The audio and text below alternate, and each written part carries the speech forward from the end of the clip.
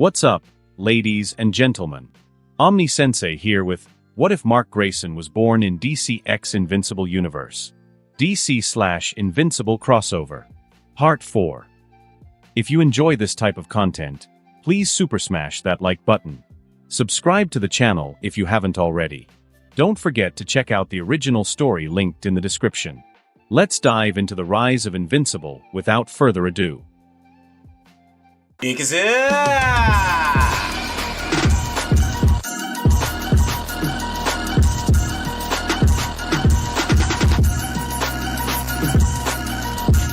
Dick coughed up another glob of blood as he pulled himself to Megan. He had to try and wake her up, or at least check she was alive. The Joker being here meant nothing good. He didn't want to have to resort to the backup plan, but it seemed he wasn't going to have much of a choice. Pulling out his communicator from his pouch, he tried to get in contact with Batman, but it seemed communications were being jammed shit. Dick cursed before he pushed himself up to his feet. He could feel bones shifting in his body, and he once again threw up crimson liquid. He limped over towards Megan before kneeling next to her. "Megan," he said with a hoarse voice. He felt his heart clench in pain as he looked at Megan. She had been beaten behind recognition. He leaned down and put his ear next to her mouth. He breathed a sigh of relief when he could feel her slow breaths tickling his ear. Though she was in no condition to even move, let alone re-establish the mental link. So Dick needed to find a way to bypass the communications jam, and he needed to do it before he either passed out or succumbed to his internal injuries. Just another day at the office then, Dick thought with a small chuckle that quickly turned into a violent cough. He had an idea, but he needed to get the bag that Megan was carrying with the transponders. He looked around. The bag wasn't on Megan's body, which was a good thing as it probably wouldn't been crushed when she was being beaten. Dick looked across the warehouse where he spotted the bag having been flung several dozen feet. Megan must have thrown it to protect it, Dick thought to himself as he started limping over to the bag. His whole body felt like it was about to crash, but he needed to keep going, otherwise who knows how many people would get hurt. As he walked, his gaze drifted off down one of the aisles in the warehouse, and he spotted a man in a lab coat crying, one that he hadn't seen when he first came in here. Gripping one of his Eskrima sticks in his hand, he limped over towards him. "Who are you?" he asked in a rough voice. It was difficult to talk as he could barely breathe, but he still managed to croak it out. The man had thinning blonde hair, stubble and glasses. He looked pale and gaunt. "Nightwing?" he asked with tears in his eyes. "That's me. Who are you?" he asked once more. "You have to stop him. He's crazy. What he's about to do is insane," the man said as he stumbled, trying to get off the floor, and grabbed Dick by the arm. "Calm down. What are you talking about?" Dick asked as he stifled a yell of pain at having his fractured arm being pulled. "To the Joker. He took me from Star L Labs and made me tell him how to use it. I promise I didn't want to, I promise," he said as he wept, tears and snot coming from his face. "Get a hold of yourself and tell me, what did the Joker take?" Dick asked as he pushed the man back.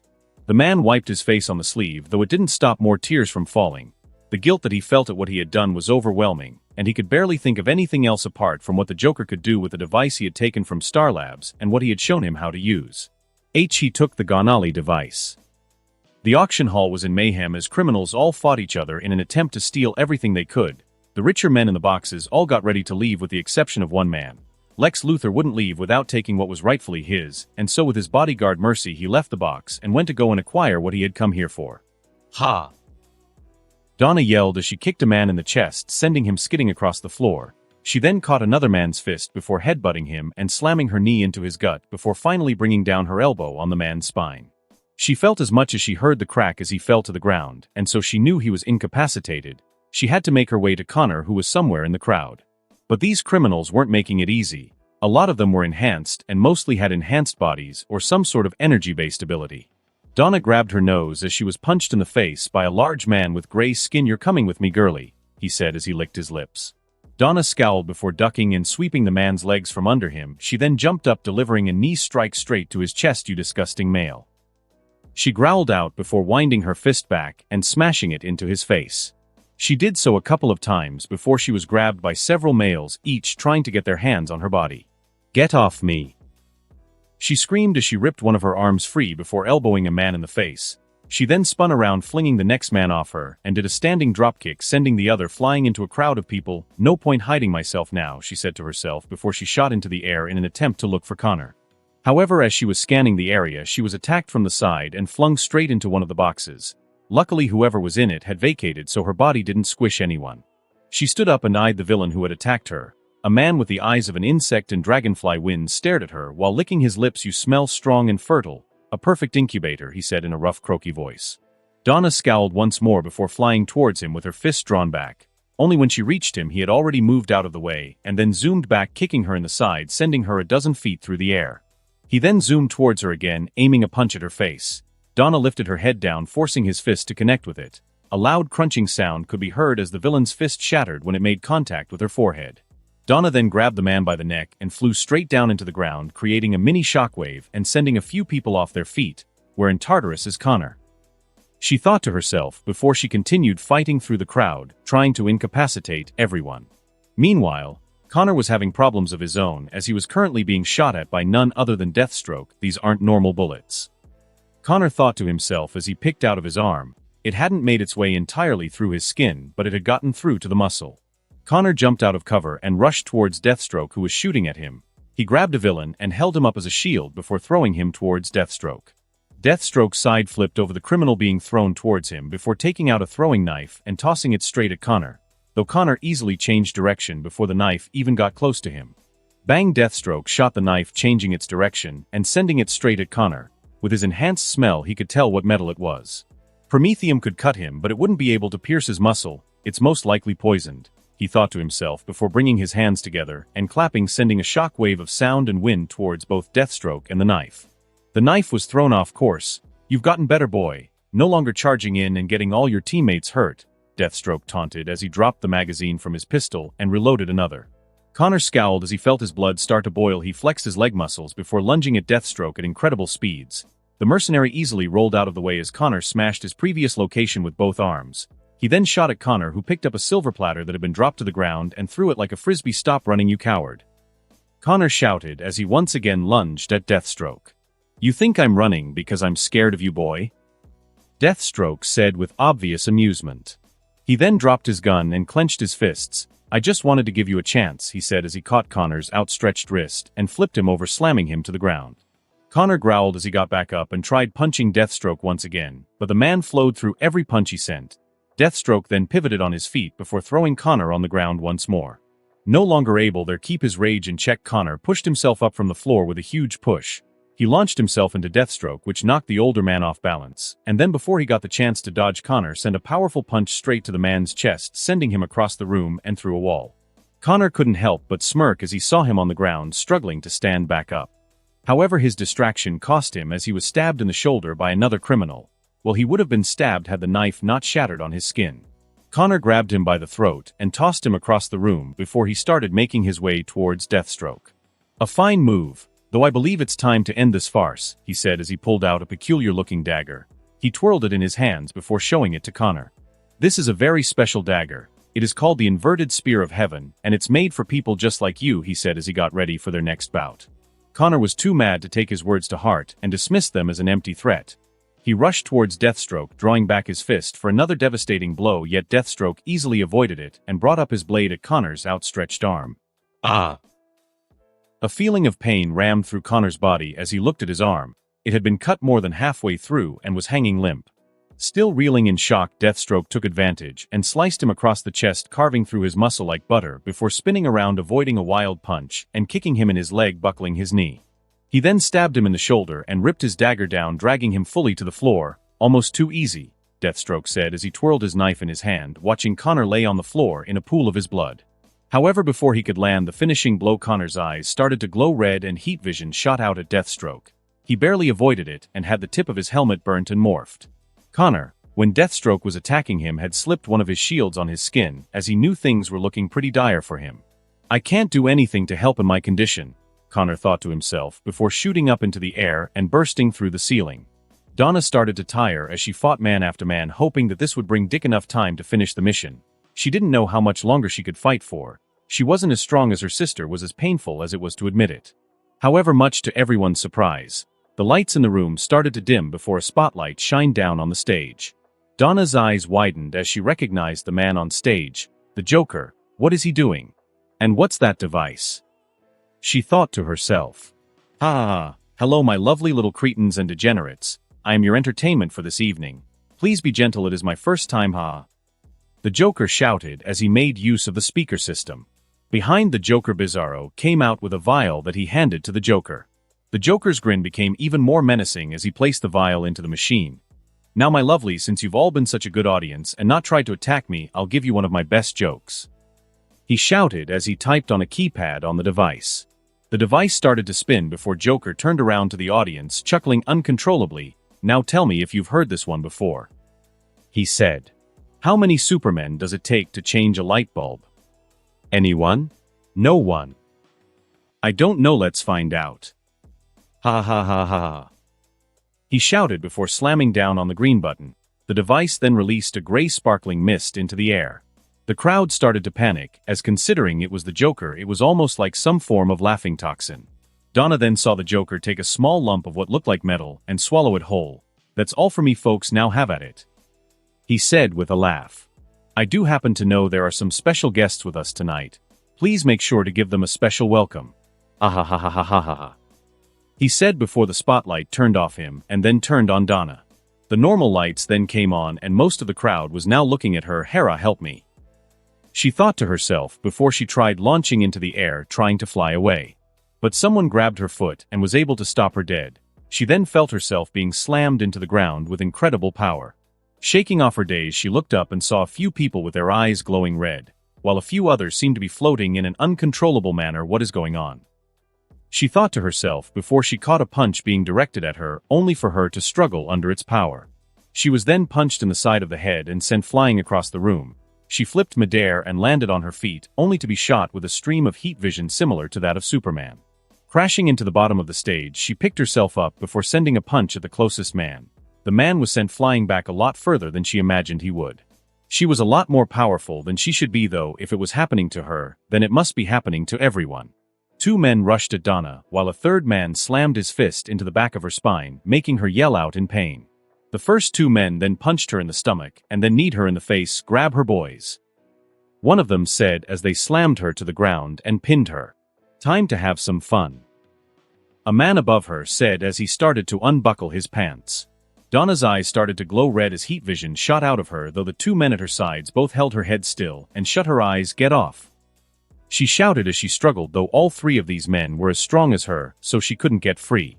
Donna did the only thing she could to avoid this horrible fate. Please help. She shouted in desperation. Dick was on the ground in the warehouse trying to get the teleport transponders to work. He was hoping that he would be able to bypass the communications jam by turning them on. If he couldn't, he wasn't sure what he'd do, as he was too injured to fight, let alone try and escape from this place. I have to get Megan out of her. She won't last much longer without treatment, he thought to himself as he looked over to his unconscious teammate. Sometimes it was easy to forget how much damage a person like Superman could do if they were unrestrained and had no moral qualms about harming someone. If he was honest, it scared him. Turning the dial counterclockwise, a green button lit up.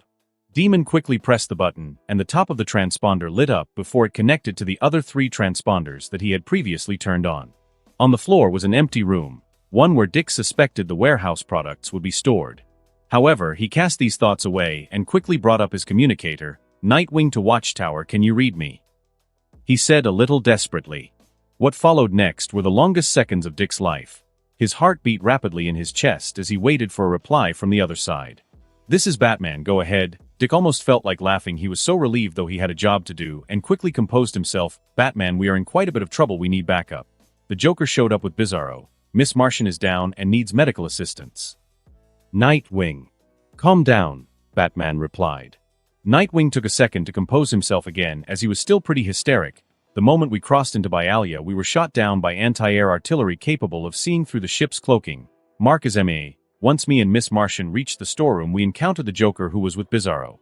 Bizarro easily took me and Miss Martian out, while the Joker left with something called the Gonali device, Dick explained as clearly as he could.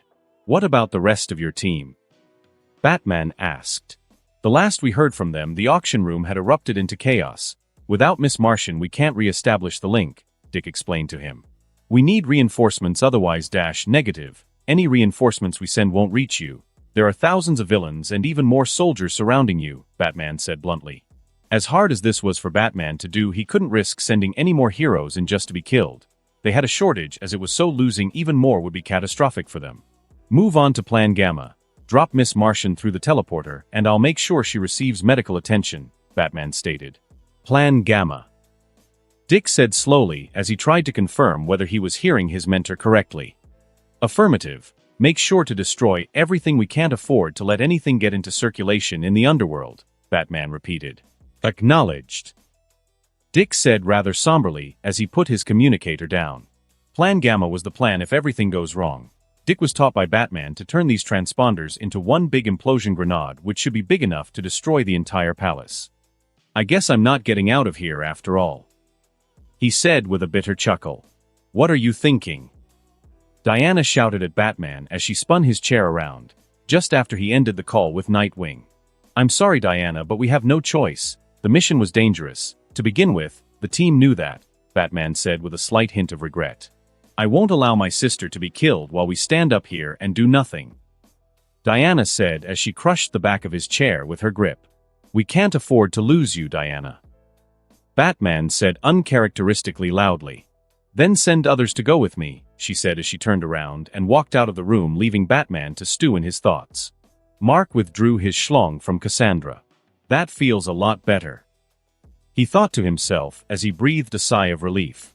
He then stood up and felt slightly sheepish as he watched all three girls sprawled out over the floor. Should probably get out of here now, he said to himself. Though considering how he got inside, it was unlikely he'd be able to get out the same way with all three of them. I guess it's Plan B. He brought both hands out before summoning both a red and blue sphere. He grew them both until they were as large as he could make them, and then slowly started to bring his hands together as he merged them. This is never easy, he thought to himself as he merged both spheres to form a new purple sphere. Purple electricity was sparking all over the place as he held the large sphere in his hand. That looks pretty. Can I touch it? Harley asked as she went to reach for the sphere. No. Are you stupid? What about this makes it look safe to touch? Mark asked. Harley shrugged her shoulders. You never know until you try, she replied. Mark sighed before going back to what he was doing and launching the purple sphere straight towards the ceiling. The purple sphere passed through the ceiling like it wasn't even there, leaving a circular hole in its wake. You guys stay here, I'll go check if the coast is clear, and I'll come back and get you, he said, but instantly realized he was talking to two unconscious girls and Harley, so it's clear they weren't listening. You got it, Marky, she said as she tried to jump on him, completely disregarding what he said before. Luckily, Mark knew what kind of person Harley was, and he quickly flew up following in the wake of his purple sphere. It carved through the nigh-indestructible ceiling and the earth that lay above it until it opened up into the auction room, and Mark flew in right after it. As Mark looked around the auction room, he saw numerous people flying, and even more shooting at each other with heat vision. What the hell did I miss? He said to himself. However, his gaze then drifted toward something that made his blood boil. Please help me, Donna cried out in fear of what was just about to happen to her. The man above her leered at her as he opened his mouth and licked his lips, revealing a disgusting set of teeth. He unbelted his pants and let his schlong flop out of his underwear. The stench of his schlong almost made Donna retch as its smell filled her nostrils. She tried to struggle some more, but the number of men that had held her down began to grow until she struggled to move at all. To Hades with all of you, she screamed, though she was punched in the face by one of the men holding her had punishment. The man above her stroked himself to hardness as he grinned at her. Ah, what's the matter, little princess? Afraid you might dash? Donna wasn't sure what was happening. But when she recovered her vision from being punched in the face, the man above her was missing the top half of his body. Only his two legs remained stood upright. The men that were holding her down were all lacking their heads and shoulders. She was covered in blood but was no longer being held down by the disgusting criminals. Floating down in front of her was her lost teammate Mark, who quickly knelt next to her and brushed off all of the body parts and flesh that had fallen onto her. Wonder Girl, are you okay? What the hell happened here? He asked with concern as he looked at the state she was in. Her clothes had been all but torn from her body, and she was covered in bruises and blood. Mark looked at Donna, who was shaking. Her breath was hitching as if she couldn't take a full breath. Mark had seen what was about to happen to her, and it was understandable, especially for a girl who had come from Themyscira, where only women lived on the island. She had probably never experienced the threat of rape before. Despite Mark not liking the heroes, he did feel bad for her. Even more so when she clung to Mark's shirt and started to sob, from a mixture of sadness and relief. Mark rubbed her back. "Don't worry, it'll be fine now," he whispered to her. Though in his mind he considered whether or not she would be able to recover quickly enough to help him deal with everyone in here, probably not. He thought to himself as he lifted her up and quickly flew to the hole he had created, using his meta powers to push people away as he did. "Stay down there until I come and get you. Also try not to fight with the girls down there. Despite how annoying she is, we are friends," he told her before he went to lower her into the hole. "Mark, wait," she said as she gripped tightly onto his shoulder. "What is it?" he asked the criminals. "The Joker somehow gave them all Kryptonian powers," she informed him as she wiped the tears away from her eyes. Mark sighed but nodded. "Let's hope it doesn't end the same way as last time," he said with a smirk before dropping her down the hole. He then stood back up and cracked his neck, only to immediately get slammed in the back by a weapon of some sort. He was thrown across the auction room before stopping himself and landing on the stage. What the hell was that?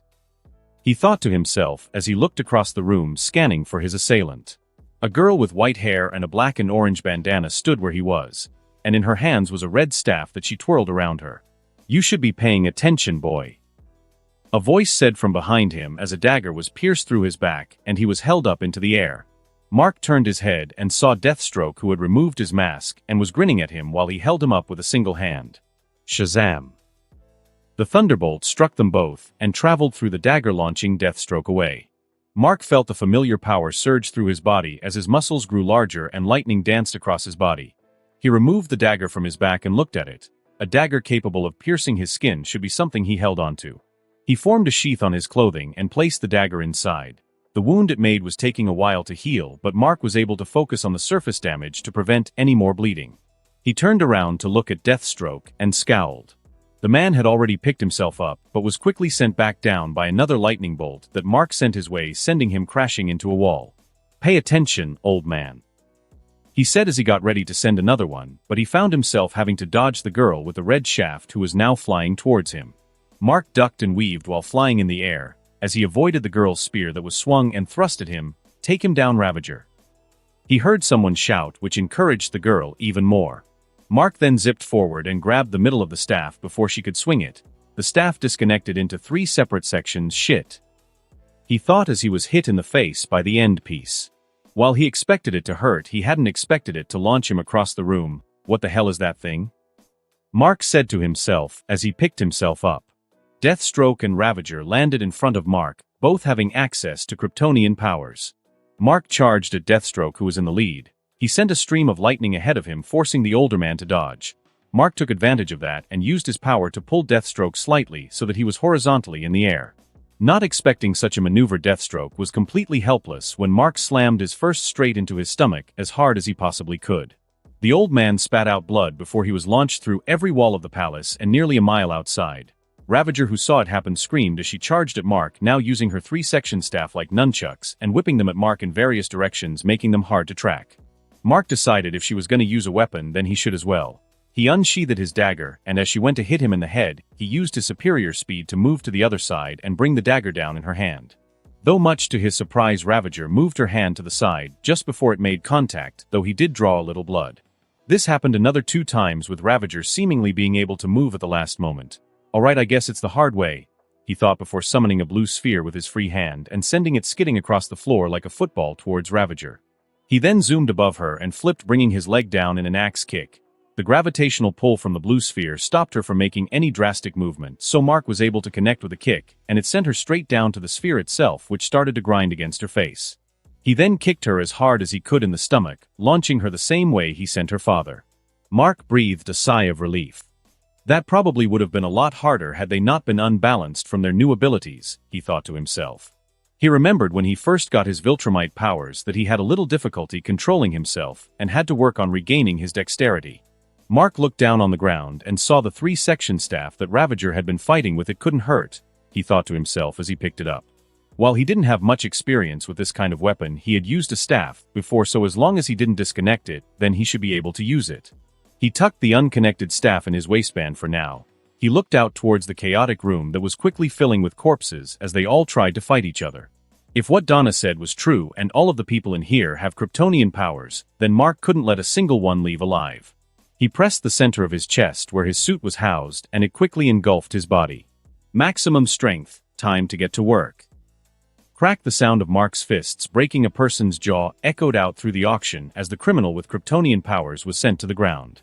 Mark then zoomed after him, flipping the dagger he had taken off of Deathstroke into a reverse grip and stabbing it straight through the man's skull, piercing his brain. It made him feel a little sick doing this, but he realized pretty quickly he didn't have a choice. All of these criminals were about as strong as his brother Oliver, though depending on their previous powers they may be a bit stronger or a bit weaker. If Mark let any of them escape, they would devastate any place they went to, and as much as the Justice League wouldn't approve of what he was doing, he was sure they'd be relieved they wouldn't have to imprison hundreds of Superman-like beings. Mark was punched in the face by one of the other criminals, sending him a dozen feet away, and also making him lose his grip on his knife. Luckily, the armor did a good job of taking most of the damage for him. Maximum armor. Mark formed a cross with his arms as he was once again hit as the man flew after him. "Let's get him, boys." The man shouted, and he kicked Mark up into the air where a man floating above him brought his hands together and sledgehammered him straight into the ground. Then a group of 3 people attempted to jump him as they started throwing punches and kicks his way. Mark growled as he got one of the criminal's punches and slammed an electrical punch straight into his stomach, which sent blood pouring out of his mouth.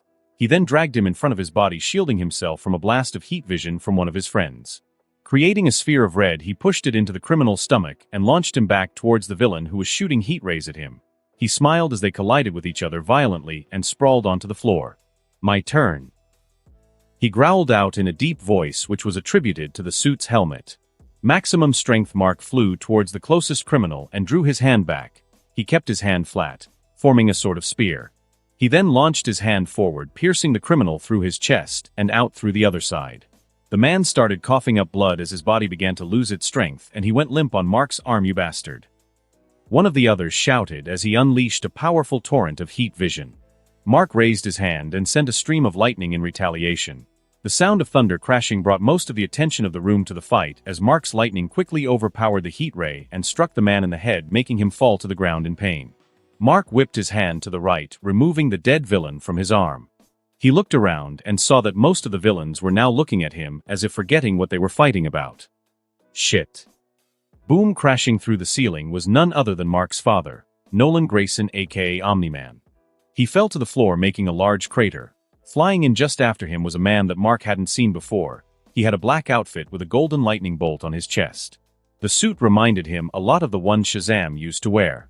Mark could see the man was in an utter rage. Considering it Dad, he probably did something, Mark thought to himself as he watched the newcomer slam his knee down in Nolan, who growled before grabbing him by the neck and bringing it down and head-butting him before throwing him off. Mark flew over towards them to get a better idea of what was going on, and to understand just what the hell his dad was doing here. However, before he could get close, he was tackled by 2 other criminals who were then joined by 4 others as they slammed their fists into Mark and attempted to beat him into a bloody pulp. Mark brought his arms up to protect himself, but was hit from behind in the back of his head. Yelling out in anger, Mark sent out a repelling shockwave from his body, sending the villains flying. He then reached out and brought the closest one back and grabbed him by the neck. No, wait. Crack! Mark twisted his neck and snapped it using his superior strength. The strength mode of the suit did give him quite a boost. He tried flying over to his dad again, who had gotten the upper hand on the stranger, only to once again be tackled. The intensity of the fighting only seemed to increase as Mark found himself on the defensive despite being stronger than these criminals. He wasn't able to launch an offensive as he was constantly being barraged by fists and heat vision and various other meta powers. Meanwhile, Nolan found himself in a sour mood as Black Adam wouldn't stay down. He didn't know how the man had gotten stronger, but he still couldn't measure up to Nolan. He rushed at him, avoiding the bolt of lightning that was shot at him, and slammed his fist into Black Adam's gut.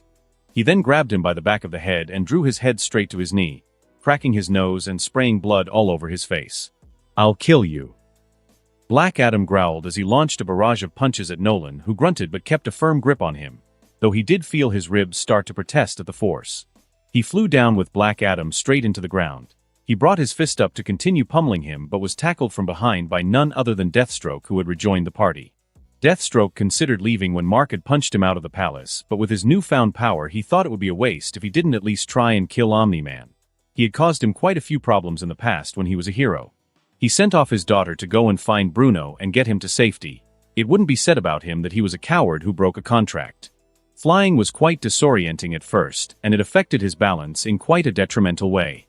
It's why that punk was able to get the better of him like that. He'd get his revenge on Mark soon though. Nolan growled and stuck his fist in the ground, stopping their movement, He then whipped his head back straight into Deathstroke, who was able to avoid it at the last moment. He pulled his pistol out before unloading the clip in his back.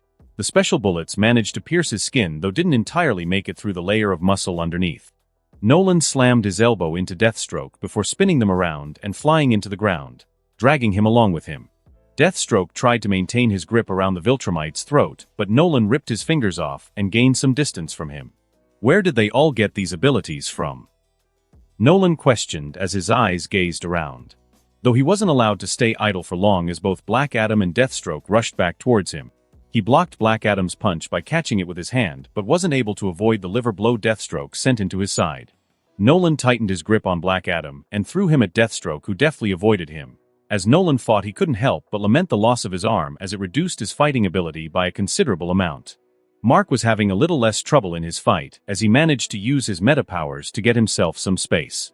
I can't exhaust myself too much. With my dad here and whoever that guy is, I could be looking at an even tougher fight, he thought to himself as he avoided a blow and sent an uppercut of his own, sending the perpetrator flying. "Come on, boys, all together," he heard someone say from behind him. He looked back in time to see 5 people with their eyes glowing red. "Oh shit," he said before he held his arms out. Maximum armor heat vision from 5 on the villain slammed into Mark, sending him straight to the ground. He tried to get back up, but as he did, he was grabbed by the shoulders and slammed down. The heat vision increased in intensity and the floor around him started to glow red. Warning: nanosuit overheating, entering sleep mode. No. No. No. No. Mark yelled out in pain as his suit withdrew from around him. He was now being hit with the full force of the heat vision, with no defense besides his own body. Thinking quickly, he pulled the man who was holding his shoulders down with his meta powers and headbutt him. He then grabbed him by the throat and lifted him over himself, using him to block the heat vision. The man started screaming in pain as the intense heat ripped his newly gifted invulnerability and started cooking his organs. While this was happening, Mark gripped the ground and launched himself away from the group of people. At the same time, Nolan had just received a vicious spin kick from Deathstroke, which sent him careening in the same direction as Mark. They slammed into each other, bashing their heads together. "Mark," Nolan said as he turned around. "Dad." Mark replied a little more cautiously due to how their last encounter went. "Omni-Man," Black Adam shouted as he rushed towards him. "Brother," Oliver shouted as he flew through the hole in the ceiling that Nolan and Black Adam had made. "Oliver," Mark said with a bit more confusion. "Nolan." Bruno Mannheim shouted from the stage as he had returned from where he was hiding with a ginger-haired woman at his side. She wore a dead expression on her face and was wearing a white suit similar to one Nolan was wearing, except her feet were left bare. "Who the hell is she?" Mark asked, though it was mostly a rhetorical question. "Eve, kill them," Bruno commanded with a malicious smile on his face. Eve was a masterpiece. Thousands of hours of surgery and her inborn abilities had turned her into the perfect weapon. She no longer has a will of her own and will only listen to those who are designated masters. Eve floated off the ground before she rushed towards Mark and Nolan. Mark prepared himself for her attack, but in doing so he was unprepared for the punch Oliver delivered to the side of his head. Eve meanwhile kept on course. As she flew, objects that were littered around the room started to rise and follow her. She then pushed her hands forward and all the objects were telekinetically thrown towards Nolan, who started to zip around the room to avoid them. This made it easier for Black Adam, who spun around with both his fists together, delivering a double-handed uppercut to Nolan.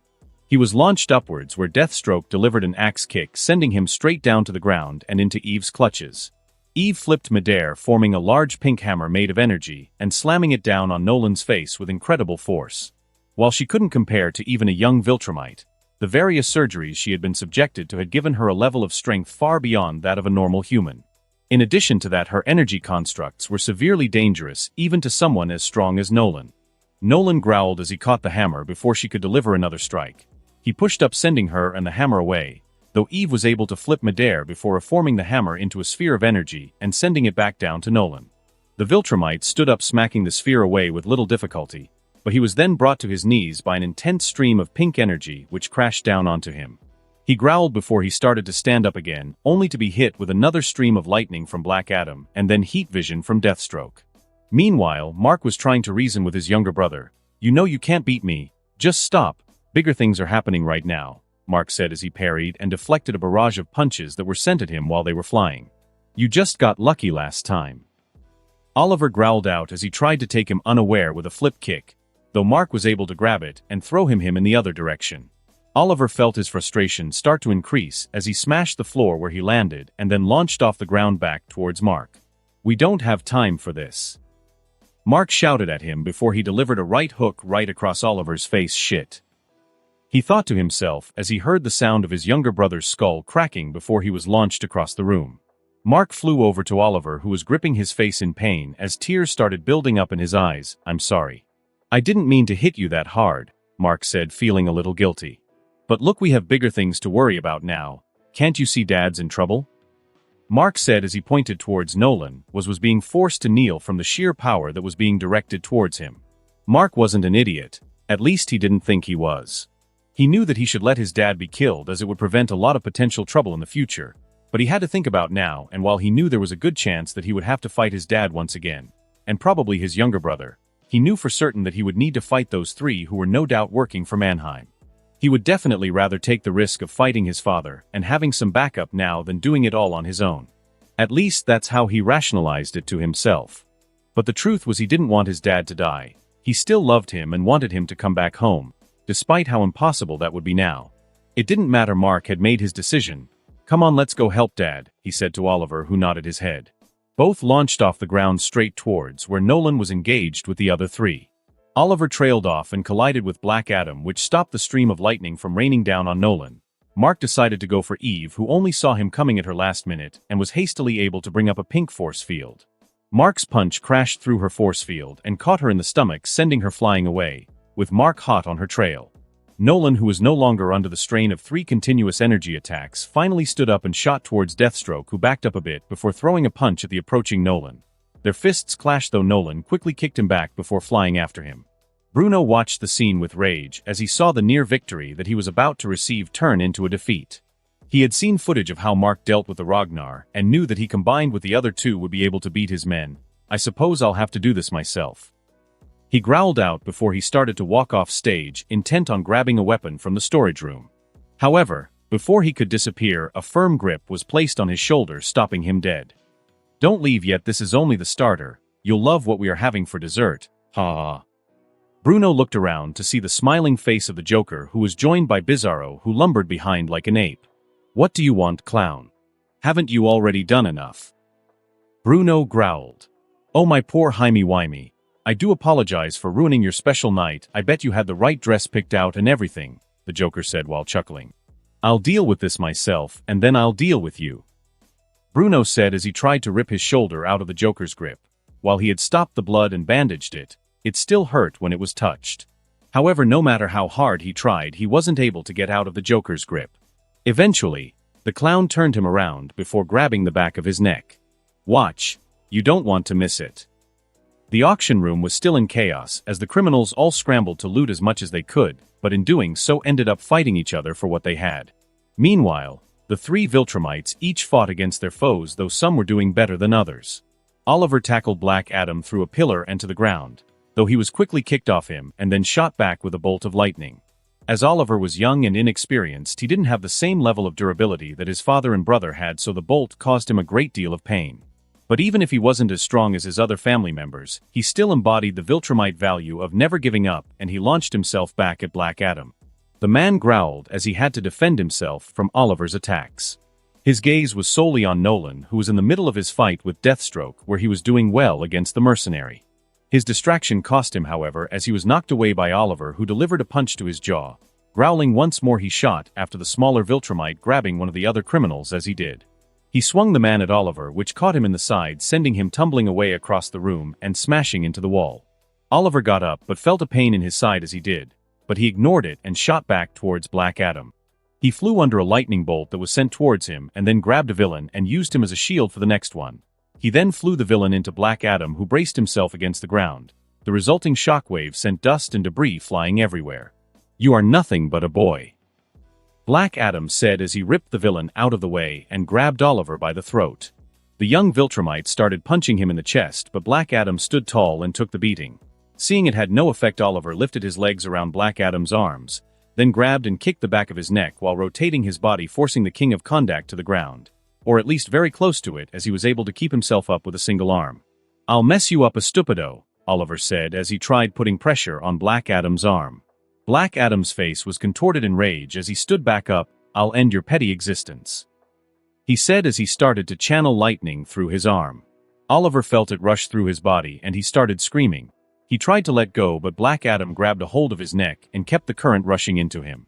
He then whipped his hand back and smashed Oliver into the ground repeatedly as he shocked him. "Damn weakling, daring to meddle in my affairs," he said as he continued to slam him into the ground.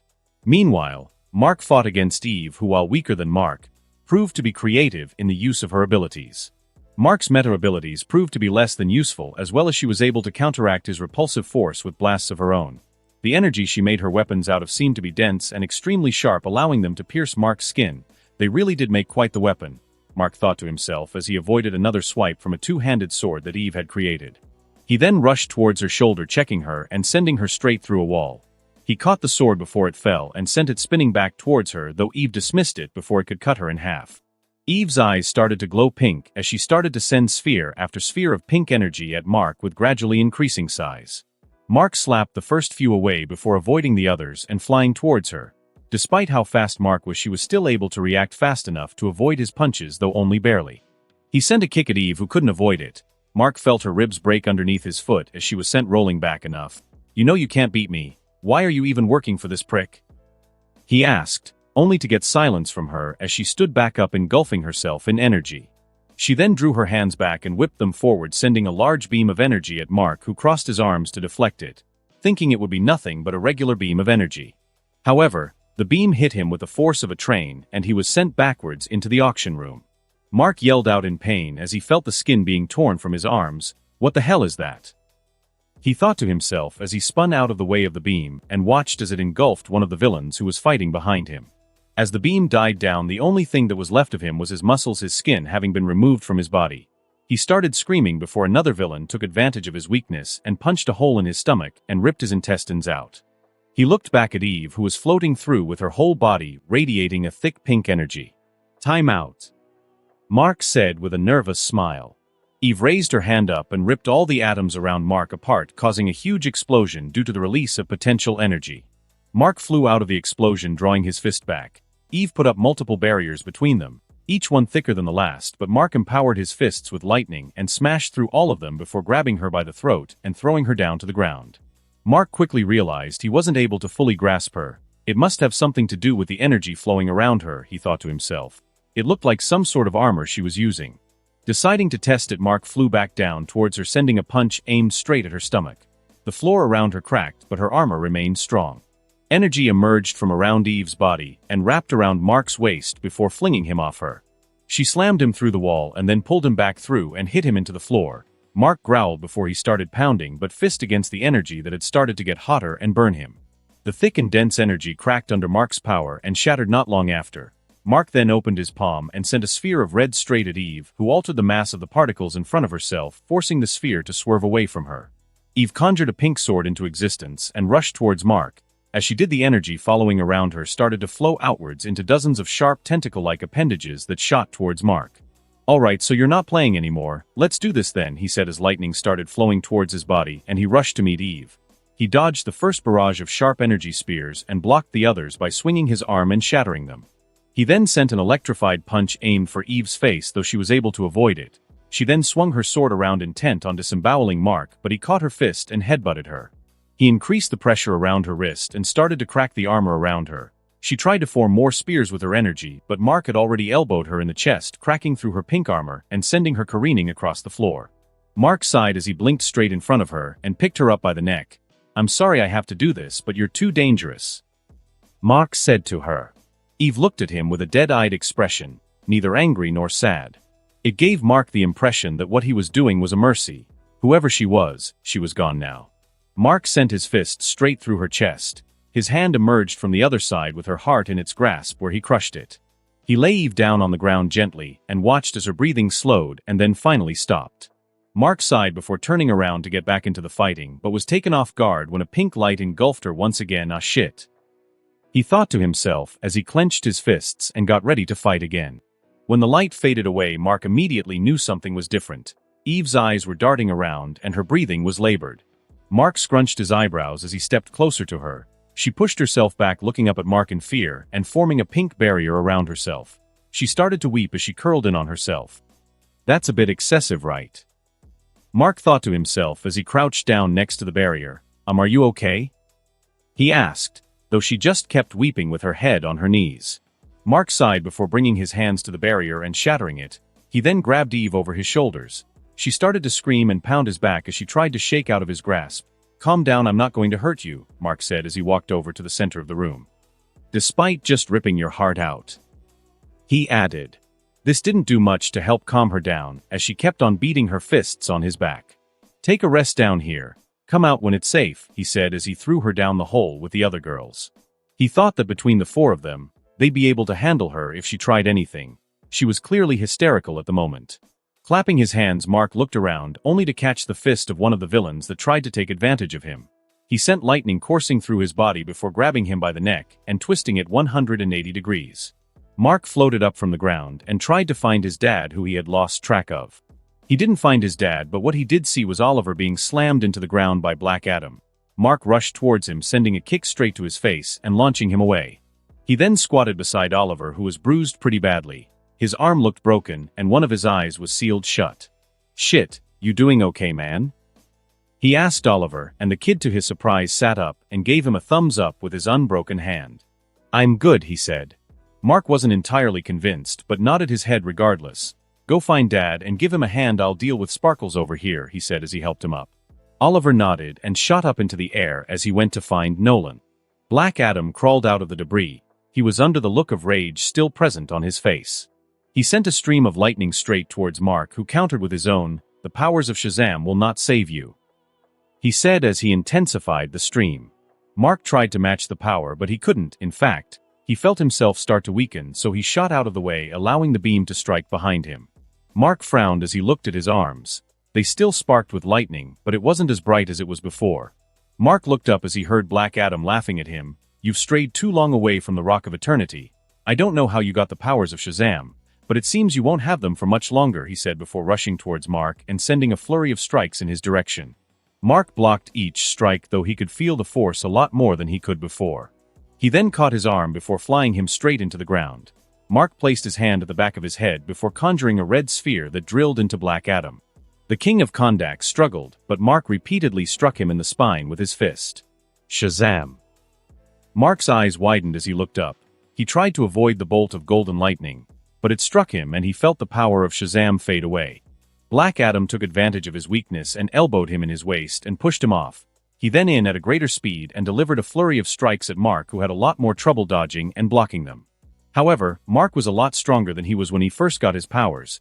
Constant fighting and getting images had pushed his natural strength further than he realized. Delivering an uppercut to Black Adam dazed him. He then grabbed him by the head and smashed his knee into his nose before spinning him around and throwing him to the ground. Powers of Shazam or not, I'll still kick your butt, Mark said with a smirk, though it was better to be safe than sorry. Shazam! He felt the power flood back into him as he floated down towards Black Adam. What's got you so angry with my dad anyway? He asked as he reached down and picked up a familiar-looking blade.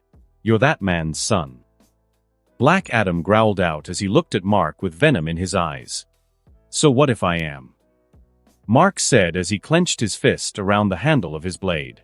Your father destroyed my home. He destroyed everything. My people lay dead. I am the last one. He shouted with an emotion-filled hoarse voice. I will kill Omni-Man and everything important to him. Starting with you. He shouted as he rushed towards Mark. I can sympathize with you, whoever you are, Mark said as he flipped his knife in a reverse grip and rushed to meet Black Adam. Their fists clashed, causing a shockwave, though Black Adam was quickly overwhelmed by Mark and forced back. He tried to attack Mark again, but he avoided each punch and shoved the blade into his gut. Black Adam's eyes widened as he looked down at the blade sticking inside him. How long has it been since a blade has punctured my skin? He thought to himself. Black Adam surged his body with lightning as he tried to punch Mark again. Mark caught his fist and sent a number of fast jabs to his fast before grabbing the back of his head and elbowing his nose. Black Adam felt his nose crack and stifled the groan of pain that came to his throat. Mark drew the blade out of his stomach. He leaned away from a wild swing from Black Adam before stabbing him again. Blood started to pour out of his wounds.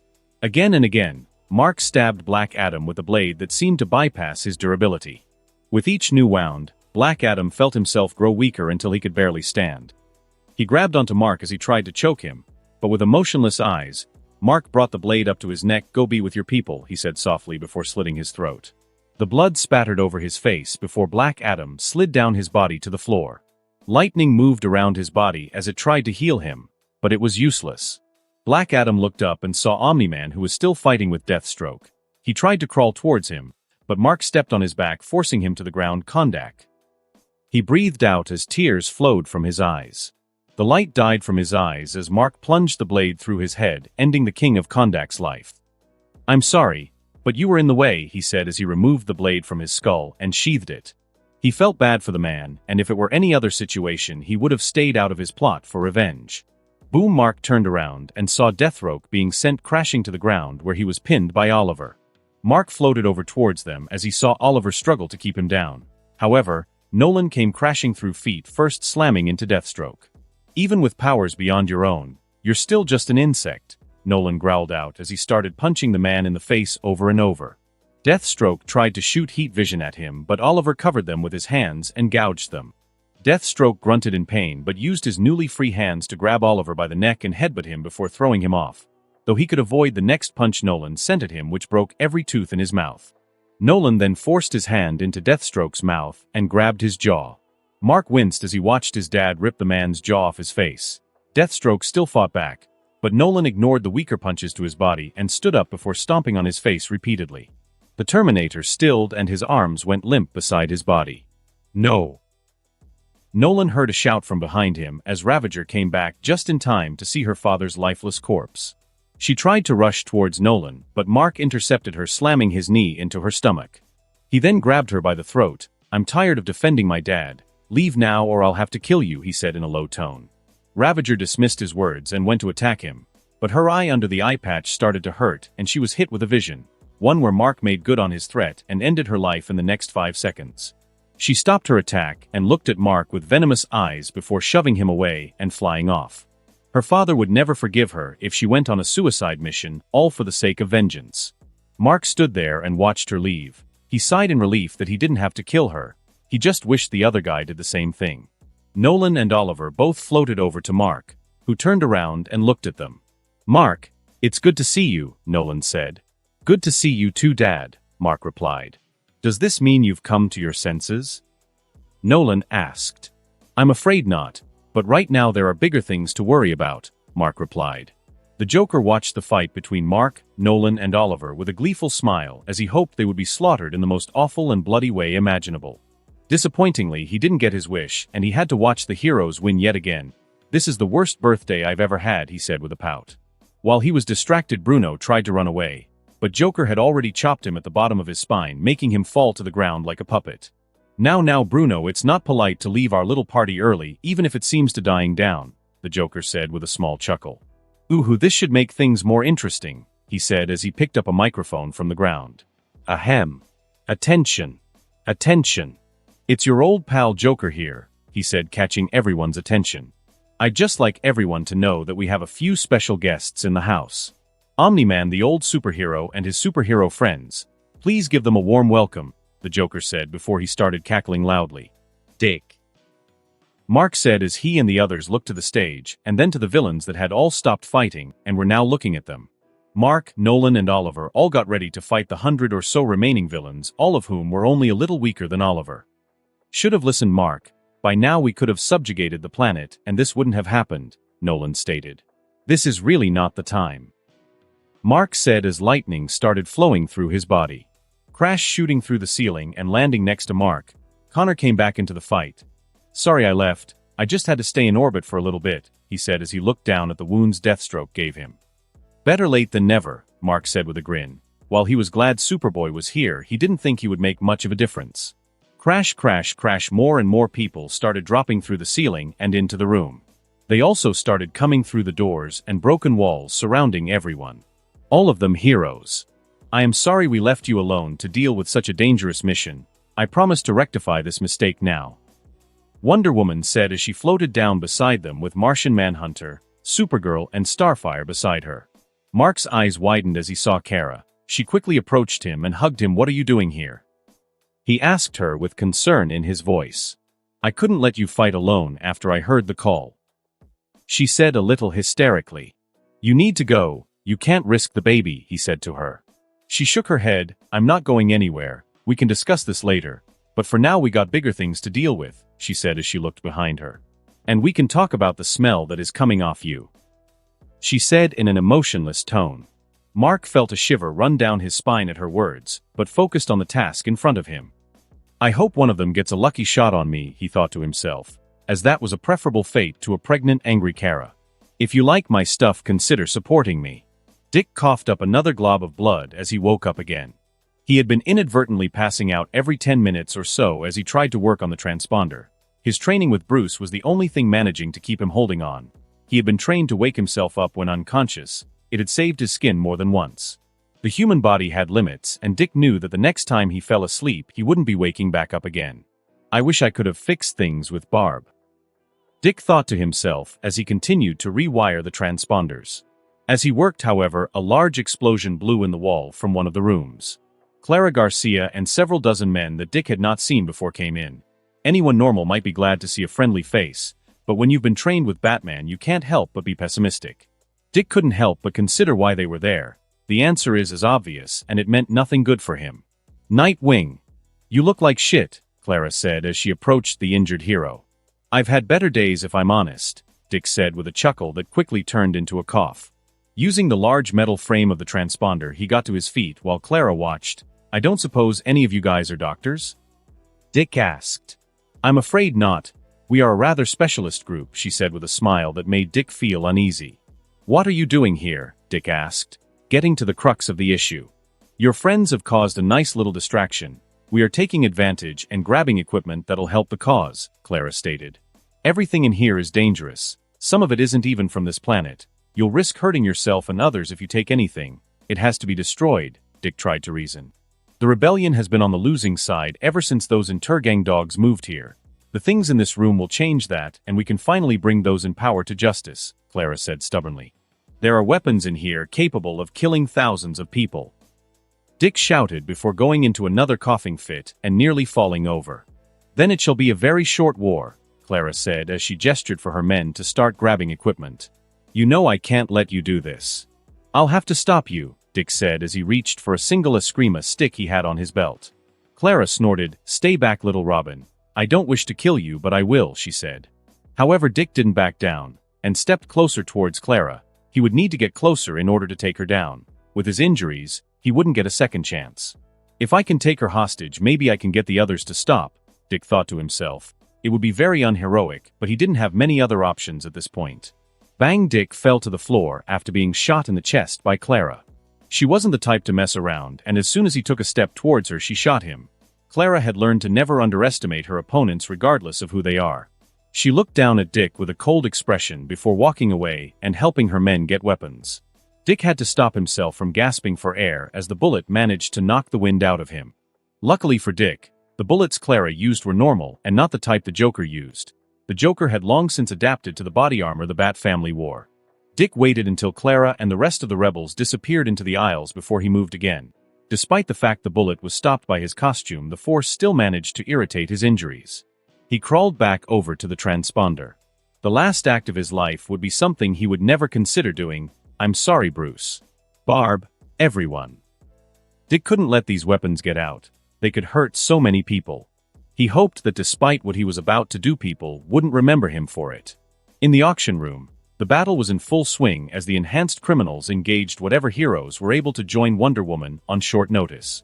Mark couldn't help but feel a bit grateful that whatever device had done this hadn't put them on the same level as Superman. Otherwise, they'd all be dead by now. But just because they weren't on the same level, it didn't mean they weren't dangerous.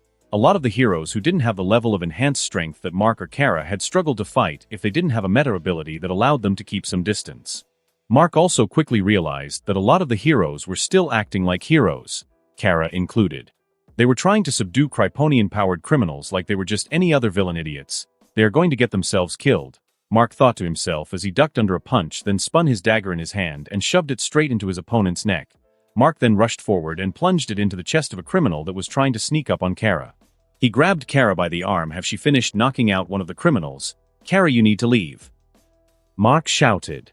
Kara looked at him with a mixture of surprise and hurt. I'm fine. They haven't even touched me yet. She shouted back over the sound of the battle. If you can't bring yourself to kill them, then you're putting yourself and our baby at risk, Mark shouted. Though he had to pause a moment to catch an incoming kick, he spun around and slammed the villain into the ground before piercing his brain with a dagger and ending his life instantly. The ease at which Mark did so made Kara flinch slightly. While she knew that his words made sense, she had always been told killing was wrong by her cousin, ever since she had come to the planet. Her father would have been of the same logical mindset as Mark, but she still didn't know if she could bring herself to do it. Think of the baby, she thought to herself as she dodged an incoming blow and slipped behind a criminal before using all her strength and twisting their neck backwards. The snap she heard made Kara feel a little nauseous, and she had to step back a moment. Mark rushed over to her. You did good, Kara, but maybe you should sit this one out, Mark said as he rubbed her back. No. I'll be fine. Just give me a minute, she said in a low voice, before wiping her eyes and getting her head back into the game. Mark looked behind him and saw Diana, who smashed the pommel of her sword into the face of a man before slicing him across the chest and kicking him through a wall.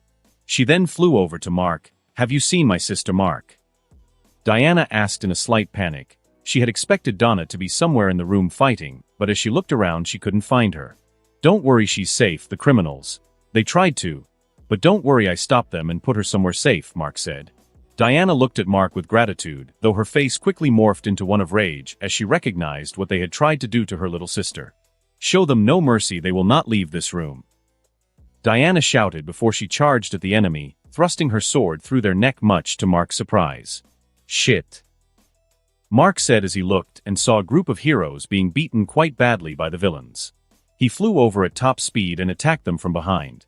His dagger sliced through their necks as easily as cutting through butter, and they all died quickly, much to the heroes' disgust.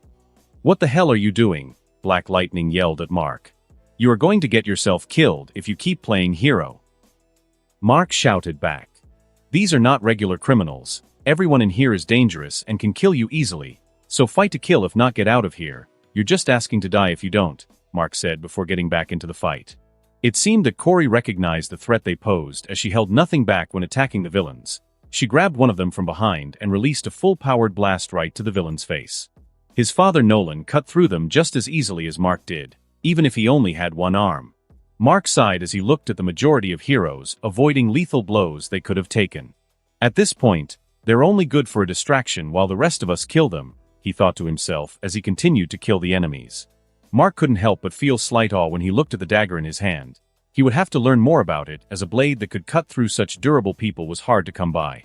Mark rushed towards a group of criminals who were trying to box Kid Flash, who was having trouble navigating the battlefield. With one hand forward, he pulled the first man straight to his hand, where he proceeded to impale him in the heart and twist the blade. The second villain turned around and released a powerful ray of heat vision that Mark was able to deflect off to the ceiling using the dagger. Creating a large blue sphere in his hand, he shot it between the second and third villains, which draw them towards it. Both men felt their skin and muscle begin to tear as they were sucked against the sphere. While they were distracted, Mark got close and finished them off with 2 deep slashes to the neck, nearly decapitating them. Hey, Kid Flash, Mark shouted. In a flash, Kid Flash was in front of Mark. It looked like he had managed to take a few hits, but was doing well. What do you want? He said a little shortly. He still remembered what Mark had done back in Gotham to him and Connor, so he wasn't exactly his favorite person at the moment. Start getting the heroes out. They've managed to distract them enough that we whittled down their numbers. But now they are just in the way, Mark said bluntly. Mark could see the angry look on the Kid Flash's face, but before he could speak he put his hand on his shoulder. Your friends are dying and getting hurt for no reason. Get them out, he said in a clear voice. Kid Flash cursed before running off and helping the weakest heroes first. Before Mark could get back to the fight, he found his communicator, which he had assumed was damaged in his constant fighting, begin to flash. Maybe the suit fixed it? Handy, he thought as he turned it on. Is anyone receiving me? He heard Dick ask on the other side. Nightwing, we are a bit busy at the moment, Mark replied, as he engaged in fighting once again. Well, you won't be for much longer. I'm destroying the warehouse, but the explosion will probably take out the rest to the palace as well, Dick stated. Mark's eyes widened in surprise. You're gonna kill everyone still in the palace? Mark asked. I have no choice. I can't take the chance that a single weapon is taken out of here. You've seen how destructive they can be. Even if I'm remembered as a murderer, I'll take it over the possible thousands that will die cause of what's in the warehouse, Dick explained. Just give me a few minutes, I can get to you. You don't need to be so rash, Mark said as he blocked a punch from a villain, but was sent flying across the air. They're already leaving. There is no other option. Dick groaned out in pain. If you see Batman again, tell him I'm sorry, Dick asked. Mark couldn't help but shake his head at Nightwing's reverence of Batman. Dick must have heard his sigh of disbelief as he started laughing. You might think we are soft, Mark, but it takes much more strength not to kill someone than to kill them, Dick said through labored breaths. I'm sure one day you'll learn the value of mercy. Get everyone out. Dick then disconnected the link. Everyone, a bomb is about to explode, get out of the palace now. Mark sent out a telepathic message to all the heroes present. Mark killed the criminal who was attacking him and flew directly to Kara to make sure she got out. Mark saw the heroes start filing out, much to the criminals' confusion. They quickly assumed that they had forced the heroes to retreat and were celebrating their victory. Mark, Kara, and Corey, as well as some others, flew out of the ceiling high up into the air. Not long afterwards, a large black sphere grew before engulfing the entire palace. When it dissipated, the entire palace, as well as a good chunk of the earth, was gone. Mark floated down to the earth with a solemn expression on his face. He may not have liked Nightwing or heroes in general all too much, but he wouldn't discount the sacrifices they were willing to make for the greater good. Who set off that explosion? Kara asked as she floated down next to Mark. Mark looked to Corey, who was standing next to her. The expression on his face said all that she needed to hear. I'm sorry, Corey. He was a brave man, Mark said as he gave her a look of sympathy. Corey's eyes started to tear up, and she embraced Kara, who was also upset at their friend's death. Mark looked around at the heroes, who looked worse for wear. They were all mostly in shock at what had just occurred. However, a lot was also reeling from the deaths of both the villains and some of the heroes that they had just witnessed. Mark felt panic set in as he remembered Harley and the others who were still down in that room. Though he was relieved to see that the explosion hadn't made it down that far and the hole he had made in the ground was still present, I should probably go and get them, he thought to himself as he started floating off the ground. No. No. No. This isn't how it was supposed to happen. A voice shouted out from behind the group. They all turned and were greeted by the sight of the Joker, who had a scowl on his face. Joker! Black Lightning shouted as he rushed forward, grabbed the Joker by the neck, and unleashed a torrent of lightning through him. I don't want to play with you, the Joker said bluntly as he whipped his hand around and decapitated him in a single blow.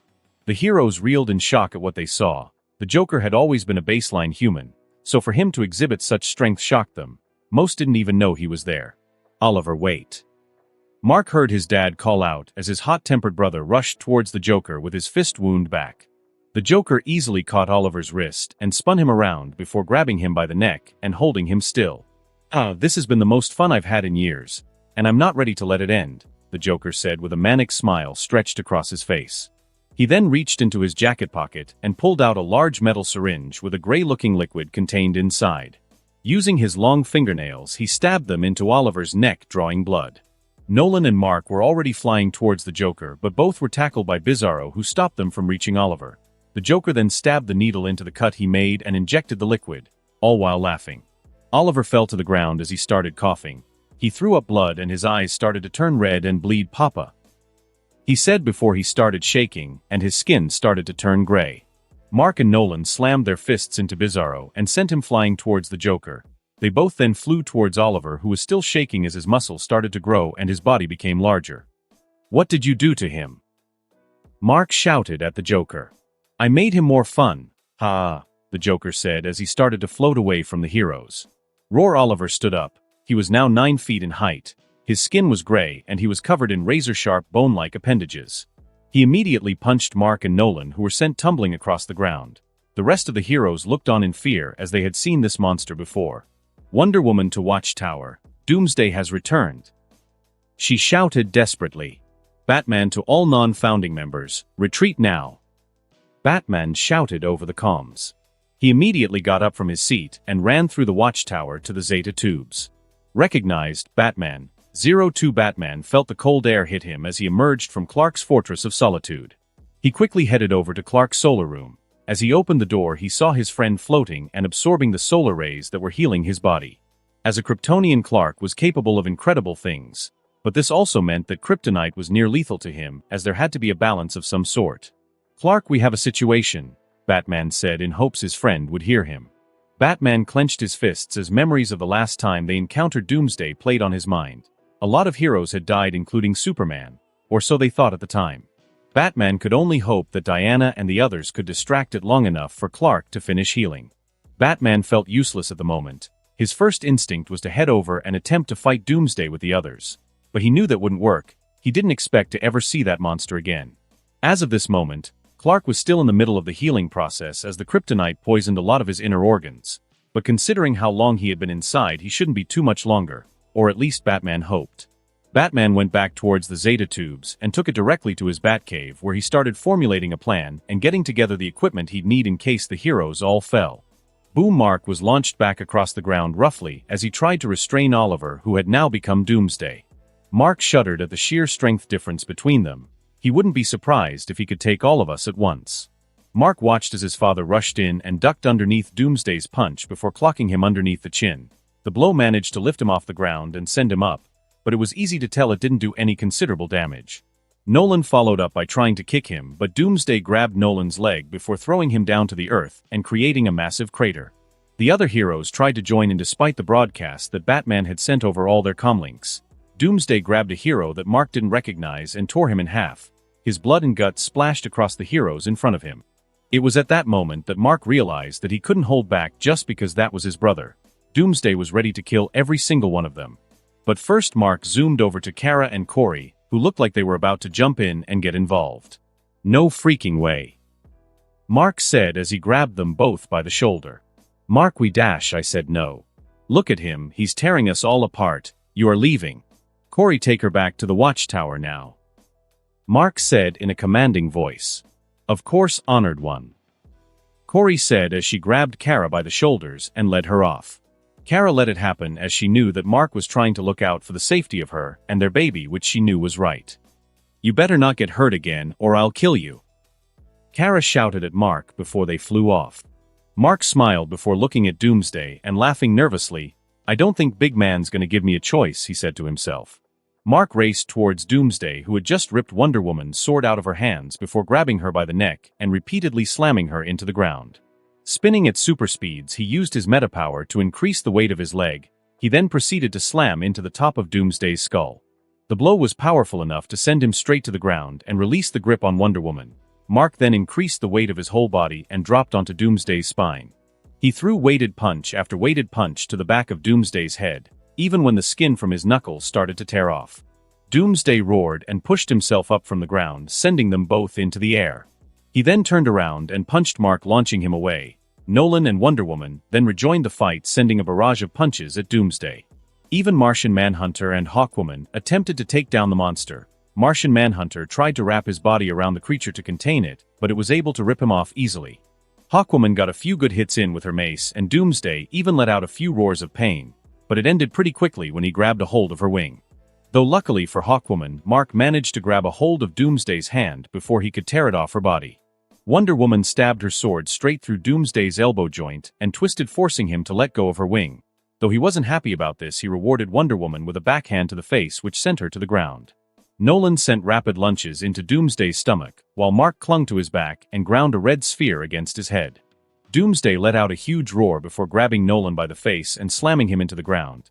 He then ran across the earth, dragging Nolan across it before he grabbed his legs with his other and cracked him against his knee, which made the older viltrumite yell out in pain. But Doomsday wasn't finished, and he reached behind him and grabbed Mark. He then used him to beat Nolan some more before throwing them both across the ground and continuing the massacre. However, Wonder Woman and Martian Manhunter jumped back in. "All heroes, you need to listen to Batman and retreat. This creature is beyond you. Leave now," she shouted. The heroes reluctantly followed her orders. Most of them knew what Doomsday was capable of, and they knew that they'd likely just get killed. Mark got up despite the pain he was feeling right now. When he looked over, however, he saw that his dad wasn't moving. "Dad," Mark said a little hesitantly. Nolan looked at his son with regret on his face. "He is a lost cause, Mark. There is nothing to be gained by fighting him except death," Nolan stated. "Dad, you can't leave, we need your help," Mark said as he grabbed his arm. "I'm sorry, Mark, but there are more important things I need to do. If I die now, my mission will be incomplete," Nolan replied. Mark clenched his fists. He's your son, and you're just gonna leave him like this? Mark asked. However, Nolan didn't reply and instead took one last look at Oliver before shooting off into the sky and disappearing. That bastard. Mark thought to himself angrily as he clenched his fists. He looked back towards the fight and saw Green Lantern hit Doomsday with a large baseball bat. It was about as effective as if he'd just used a baseball bat. Mark considered leaving too. He wasn't a hero, he didn't need to risk himself like this. Damn it. Mark shouted before he shot off towards Doomsday. He wasn't a hero, but it didn't mean he could just let these people die. Who knows how many other people would die if Doomsday wasn't stopped here. Mark unsheathed his dagger and slammed it into Doomsday's back before twisting it. The monster roared before swinging its arm around, which Mark was able to block but was sent to the ground. Mark flipped over, grabbed the ground, and flung himself back at Doomsday, slamming a weighted foot into the back of his legs, which buckled him. Wonder Woman took advantage of this, and with her sword back in her hand, thrust it straight through his chest. Doomsday grabbed Wonder Woman and threw her off before grabbing the sword out of his chest. Green Lantern tried to come in for the attack, but Doomsday sliced the air with his sword. In his hands wasn't any normal sword but the sword of Athena, a sword capable of cutting Superman's skin. It ripped through Hal's energy shield and then his stomach. His guts nearly spilt from his stomach, but he used his ring to create a quick bandage that wrapped around him. Doomsday went to finish the job, but Mark caught his arm and swung underneath, kicking him in the jaw and sending him back. You okay, Lantern? Mark asked as Hal was on his knees holding his stomach. I'll be fine. Hal breathed out, but Mark could see blood drilling onto the ground and sighed. Lantern, you're no good here, get the injured back to the watchtower. They need you more than we do, Mark told him, and while it bothered him to take orders from Mark, he knew if he took one more hit he'd most likely die. He got up and scooped up the heroes that had been injured by Doomsday in a large green bubble and flew out of the area. Mark flew over to Doomsday, who was in the middle of beating Martian Manhunter into a pulp. The alien hero struggled to shift and move around the monster's punches as they were so fast and powerful. Wonder Woman tried to assist, but Doomsday was easily able to handle them both. Hawkwoman slammed her mace at the back of Doomsday's head. The monster immediately turned and grabbed her by the waist, digging his claws into her sides. Hawkwoman screamed in pain as she tried to get out of Doomsday's grasp, but the creature grew his claws so that they pierced deeper into her body. Mark shot a lightning bolt straight at Doomsday's face, which dazed him. He then got in close and grabbed his dagger out of Doomsday's back before stabbing it into his throat and attempting to remove his head. Doomsday let go of Hawkwoman before grabbing Mark by the head, smashing him into the ground and stepping on him. He roared before bone-like appendages in his muscle started to grow from his middle knuckle. Doomsday brought his arm up ready to pierce Mark straight through the chest, but Martian Manhunter flew into the monster, pushing him back and making him miss. Doomsday grabbed the Martian, who tried to phase out of his grasp, but Doomsday was too quick and he found himself ripped in half by the monster. John! Diana shouted as she picked up her sword and slashed at Doomsday, who brought up his arm to block the strike.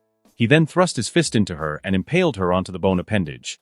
Doomsday arced her through the air before slamming her into the ground. Mark stood up and cursed as he saw that his only remaining allies were incapacitated. He wasn't given much chance for reprieve as Doomsday rushed towards him, slamming his fist into Mark, who barely avoided it. Doomsday followed up with a punt at Mark, who could only block it, and he was sent smashing into a large rock wall. Mark looked up as he saw Doomsday rushing towards him again, except before he could reach him, he was kicked away by someone Mark didn't expect to see. Since when can you fly? Mark said with slight amusement. Connor turned around and let out a small smirk.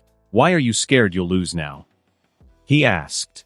After his injuries inflicted by Deathstroke, Connor spent a bit of time in orbit healing. Now that he was fully healed, he was ready to fight. Superman killed the last Doomsday, so I assume you can handle this one on your own, Mark said with a smirk as he flew next to Connor.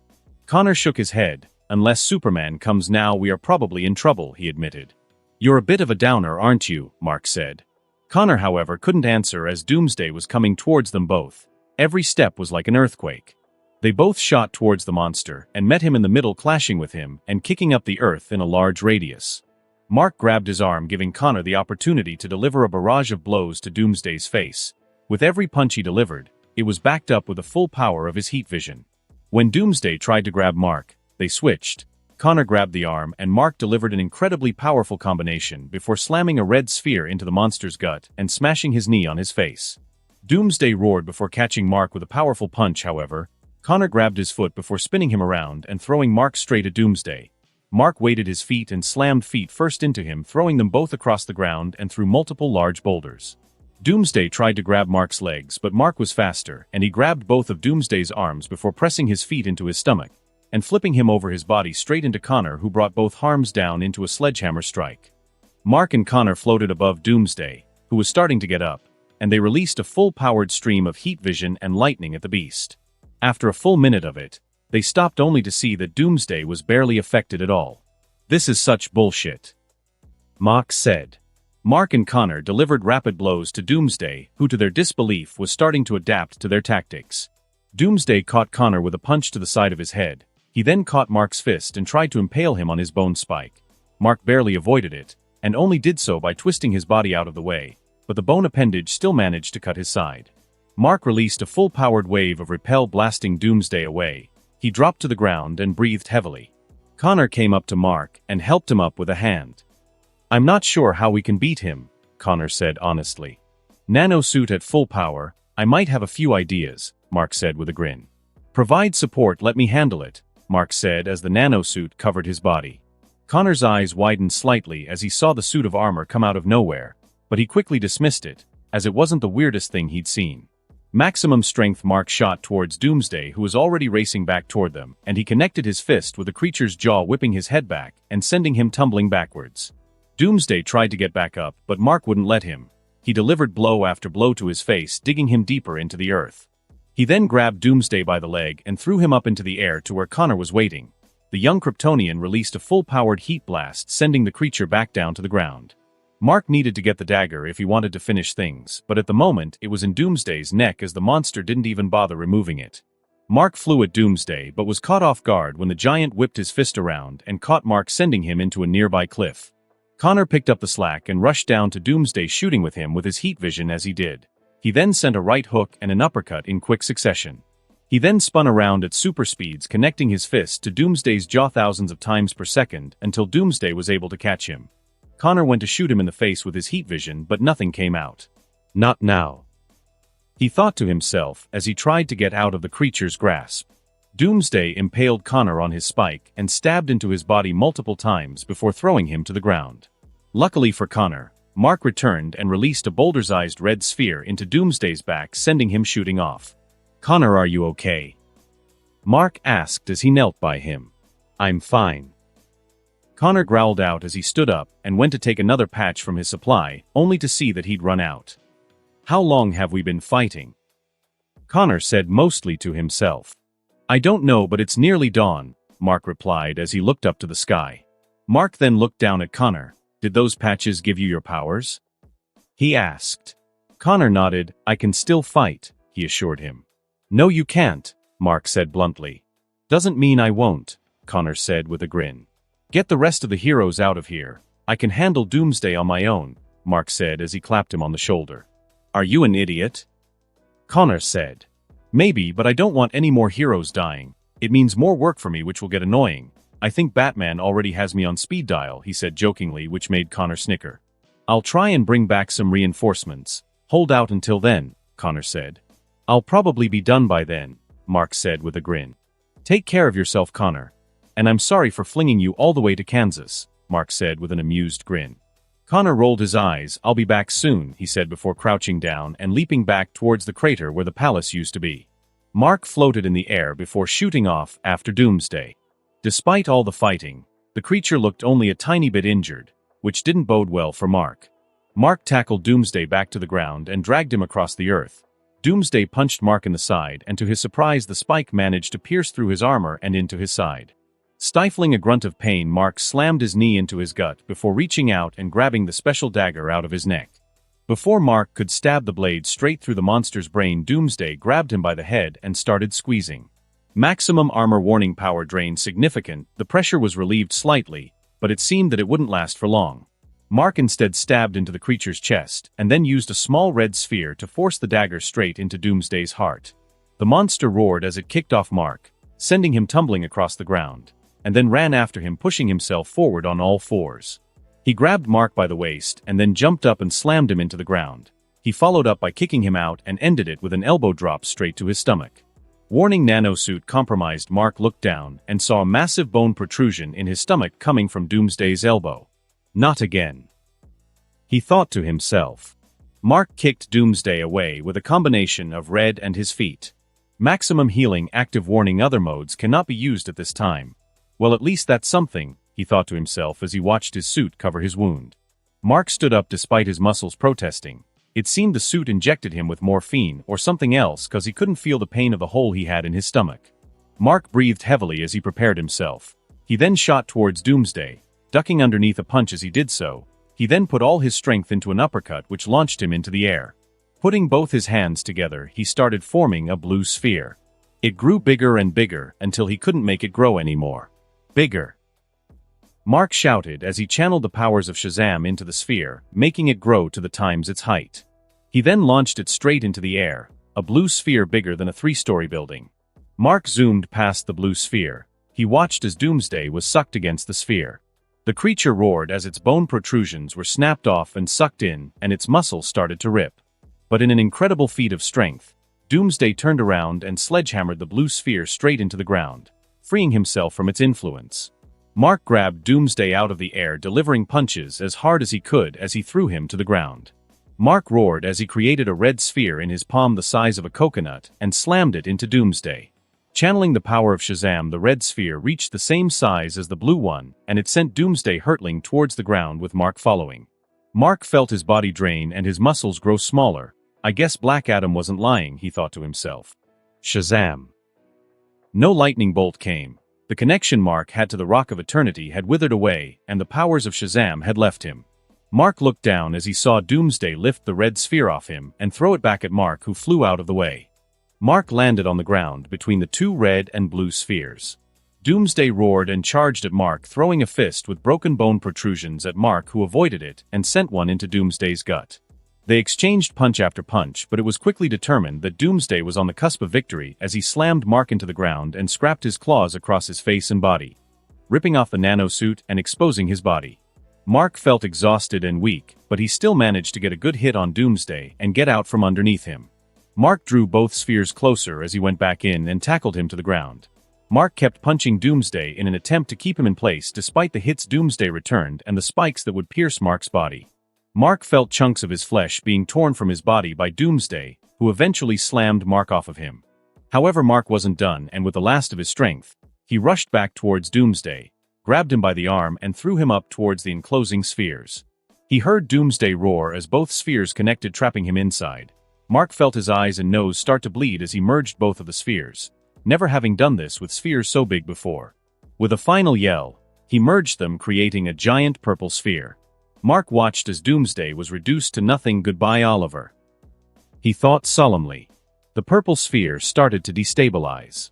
Mark hadn't accounted for the mental strain that merging both spheres would cause, and so maintaining it would be just as equally taxing. Mark fell back onto the ground as the sphere started to destabilize. Maximum armor. Mark activated it despite knowing it would take away from his healing, but at the moment he had no choice. Boom! The purple sphere exploded as both opposites couldn't exist in the same space. Mark lay on the ground. Half his body had its skin removed, and he was missing his left arm. The armor had managed to mitigate the damage somewhat, but it was otherwise destroyed, though luckily for Mark the armor around his stomach was still present. Mark opened his eyes. The world was a blur as he pushed himself up from the ground. At least I'm not dead, Mark said with a small chuckle. Ha ha ha ha ha ha. Mark felt his stomach drop as he looked over to the source of the laughter and saw the Joker, who was clapping his hands. Very good, very good. I say that was more entertaining than my regular bouts with Batsy. The Joker applauded as he approached Mark. It's a shame it's over now, but you know what they say, all good things must come to an end, the Joker said as he backhanded Mark to the ground. Mark looked at Joker with a venomous expression in his eyes as he watched the clown prince of crime approach him. He stood up and clenched his fists despite the pain and exhaustion he was feeling. Oh, you're going to fight me? Ah. No. I'm going to kill you. Ah. Mark pushed himself forward and flew towards the Joker. His body was racked with nothing but pain, and he felt himself on the verge of collapse, but the anger of seeing the Joker had spiked his adrenaline. He flew straight into the Joker, shoulder first. tackling him across the ground and punching him in the face with his good arm. All the while the Joker laughed, not even bothering to defend himself. "You seem upset. Did you know that little boy you killed, huh?" "Shut up." Mark yelled as he kept punching him, only to be hit in the face with a blast of heat vision from the Joker. Mark flipped off him and landed on his stomach. Before he could attempt to stand up, the Joker was already there, and he grabbed him up by the neck. "I must thank you. Today truly has been hilarious. I only wish I was there to watch Bizarro murder the other heroes. But it's just like cake, you can't have too much of it or it'll ruin the taste," the Joker said as he chuckled. Mark's eyes widened, and he slammed his fist down on the Joker's elbow before headbutting him and kicking him away. He shot off towards where he'd left the other injured heroes, and where he imagined Connor was right now. "Where are you going?" "Eh, ha ha ha ha ha ha." The Joker flew up behind him, grabbing his head and hitting it into the ground before flying straight up into the air and tossing him away. Mark cursed as he realized he'd need to deal with the Joker before he could help Connor. "I should have killed that damn fake Superman when I had the chance," Mark thought to himself as he stopped himself from moving in the air and flew back towards the Joker. The clown was waiting for him with a grin plastered on his face. "How about a change of scenery? Not enough red for my tastes," the Joker said as he sped towards Mark, punching him in the stomach and grabbing him by the back of the neck. Mark tried to use his powers to push the Joker away, but after using purple to defeat Doomsday, he could barely summon enough strength to make himself heavier. Barely 10 seconds later, the Joker threw Mark into a densely populated city where he crashed through multiple buildings. Mark felt slightly sick as he felt the bodies of people explode against him, turning into a bloody mist as he plunged through them. He was reminded of the fight with his dad as he crashed into the streets, slamming into a truck which stopped his momentum. Mark's vision was completely blurred. The only sounds he could hear were the screams of the people around him, and their footsteps running away from him. His nose was filled with the scent of blood, his own, other people's. He didn't know which, but it made him feel sick. Mark had gotten lucky in most of his death matches so far, but right now he couldn't help but think that things weren't going to work out so well this time.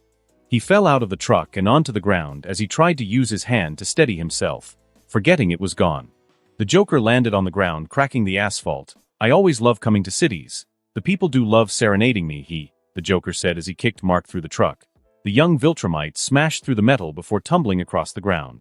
Mark pushed himself up and managed to duck a punch from the Joker. "At least I have one advantage," he thought to himself as he sent an uppercut to his chin which lifted the clown into the air before Mark grabbed his leg and slammed him down. The Joker still cackled as he kicked Mark in the knee, cracking the bone. He then launched a kick straight to the bottom of his chin which sent him flying into the building behind him. Mark flew back out in an attempt to surprise the Joker, but he was able to avoid the punch, which was instead taken by the ground. The Joker grabbed Mark in a bear hug and started to squeeze Mark's already injured body. Mark yelled out in pain as he felt his bones start to crack. The Joker laughed as he reveled in the screams coming from the young man. Mark slammed his head into the Joker's nose multiple times, but despite making him bleed profusely, he didn't let go. "Let go!" Mark shouted as he tried repelling him off.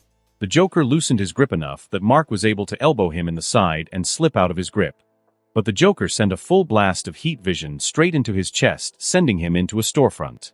"You're not very entertaining, you know. I would have thought you would do better," the Joker said with a disappointed expression.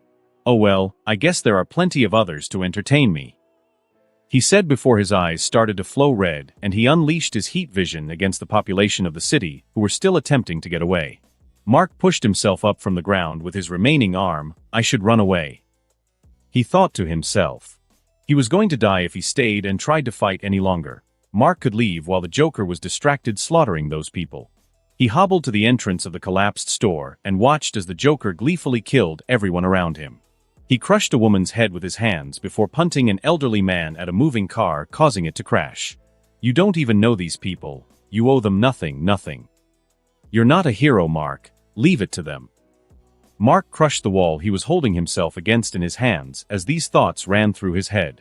A large part of him wanted to leave, to escape and leave everyone to their grisly fate, but a small part of him didn't, and that part whispered something he didn't want to hear. Was Waylon a hero? You're damn right he was. Mark shouted. God damn it. Mark shouted. He felt his adrenaline spike again as he shot off the ground and towards the Joker who was about to rip apart a woman and her child. Mark tackled him through multiple buildings before hitting a gas station.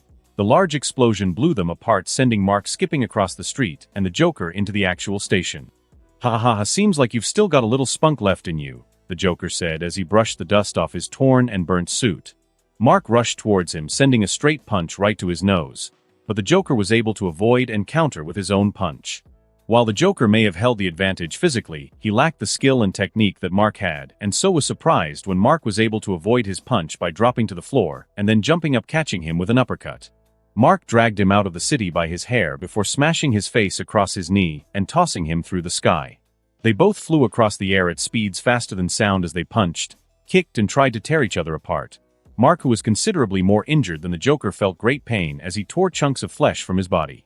The Joker would also burn and freeze the exposed muscle on his body, causing a considerable amount of pain. But despite that, he continued and slammed his fist into the Joker repeatedly. He smashed his face until his teeth fell out, and he smashed his body until he felt ribs crack and break.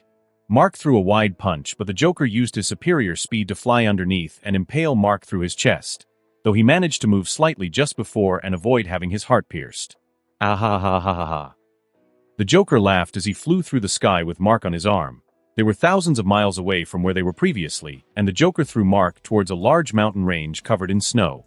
The impact shook the mountain and caused an avalanche to fall right on top of Mark. The Joker flew above the avalanche with glowing red eyes. He then unleashed a wide beam ray of heat, melting the entire section of snow, which revealed Mark in a large crater. The Joker slammed down feet first on one of his legs, and his kneecap shattered, causing him to yell out in pain. The Joker shot his heat vision at Mark, who blocked it with his hand. The Joker grabbed his hand and put his foot on Mark's chest before ripping it off. "At least you can park right next to Walmart now. Cha," he laughed as he listened to Mark screaming. The Joker stomped on Mark's head multiple times until Mark stopped screaming. Mark felt his skull crack underneath the power, and he felt his already blurred vision grow worse.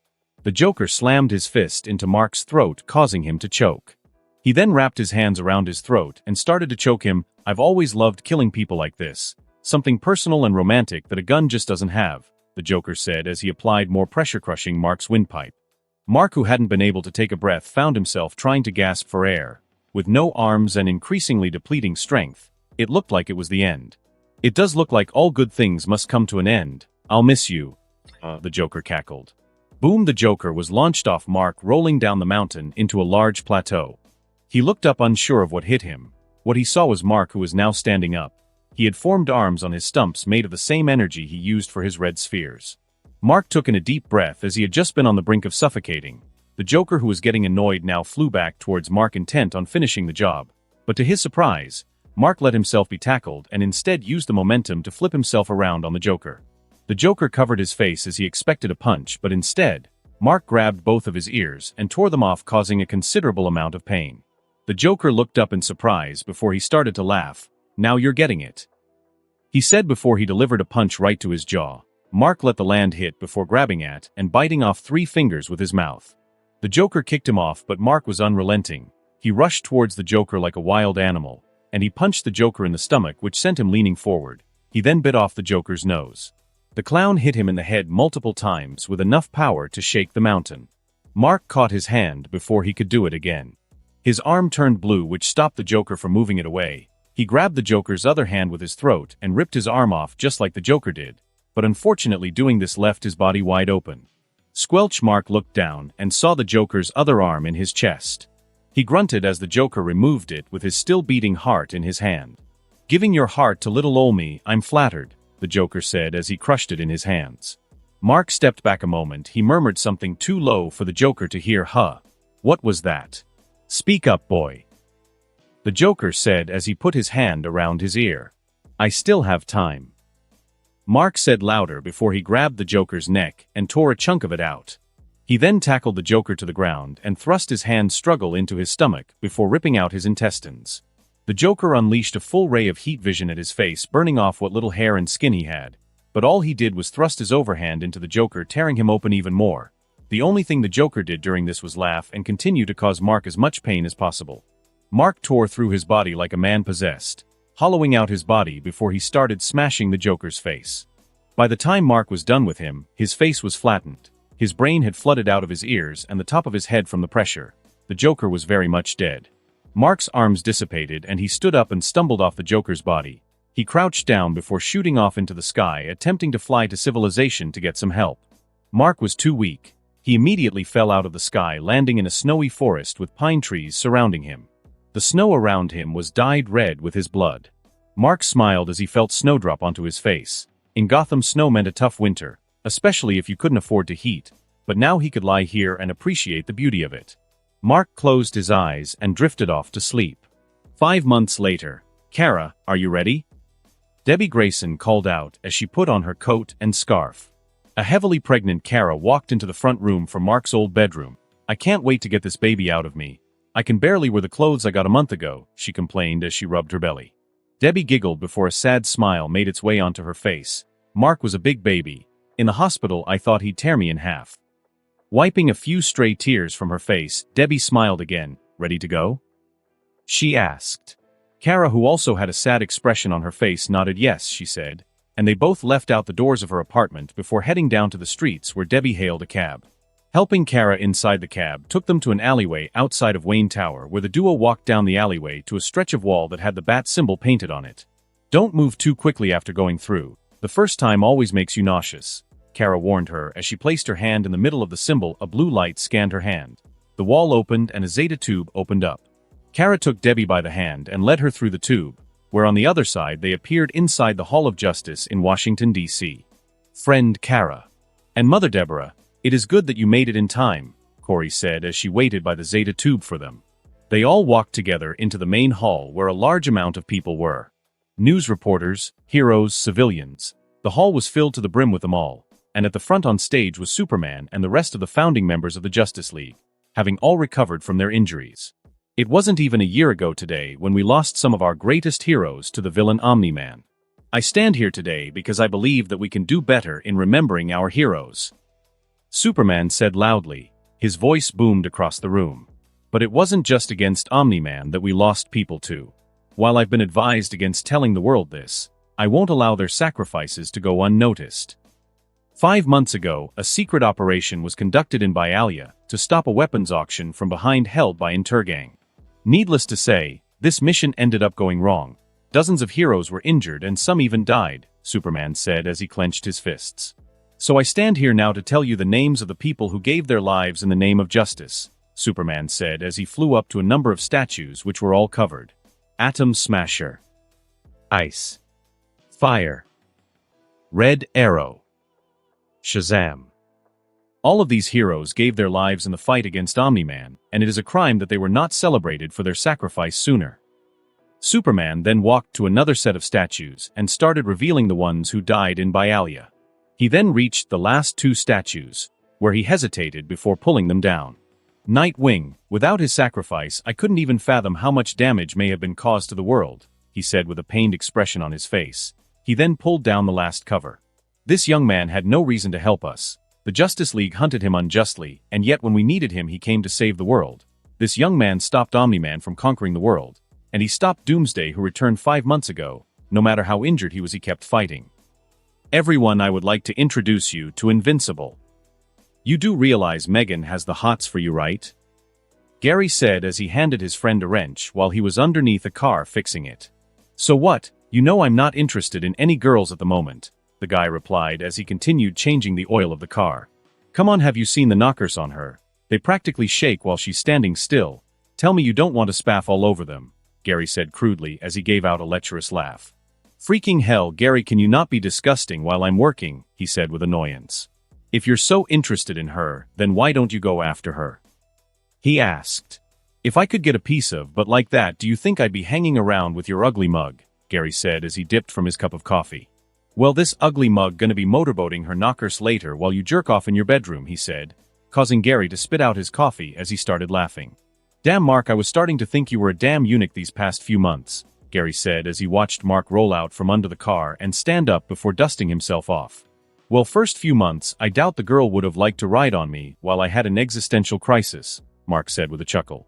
He then grabbed his own cup of coffee and walked out to the garage door and looked out at the small snowy town he lived in.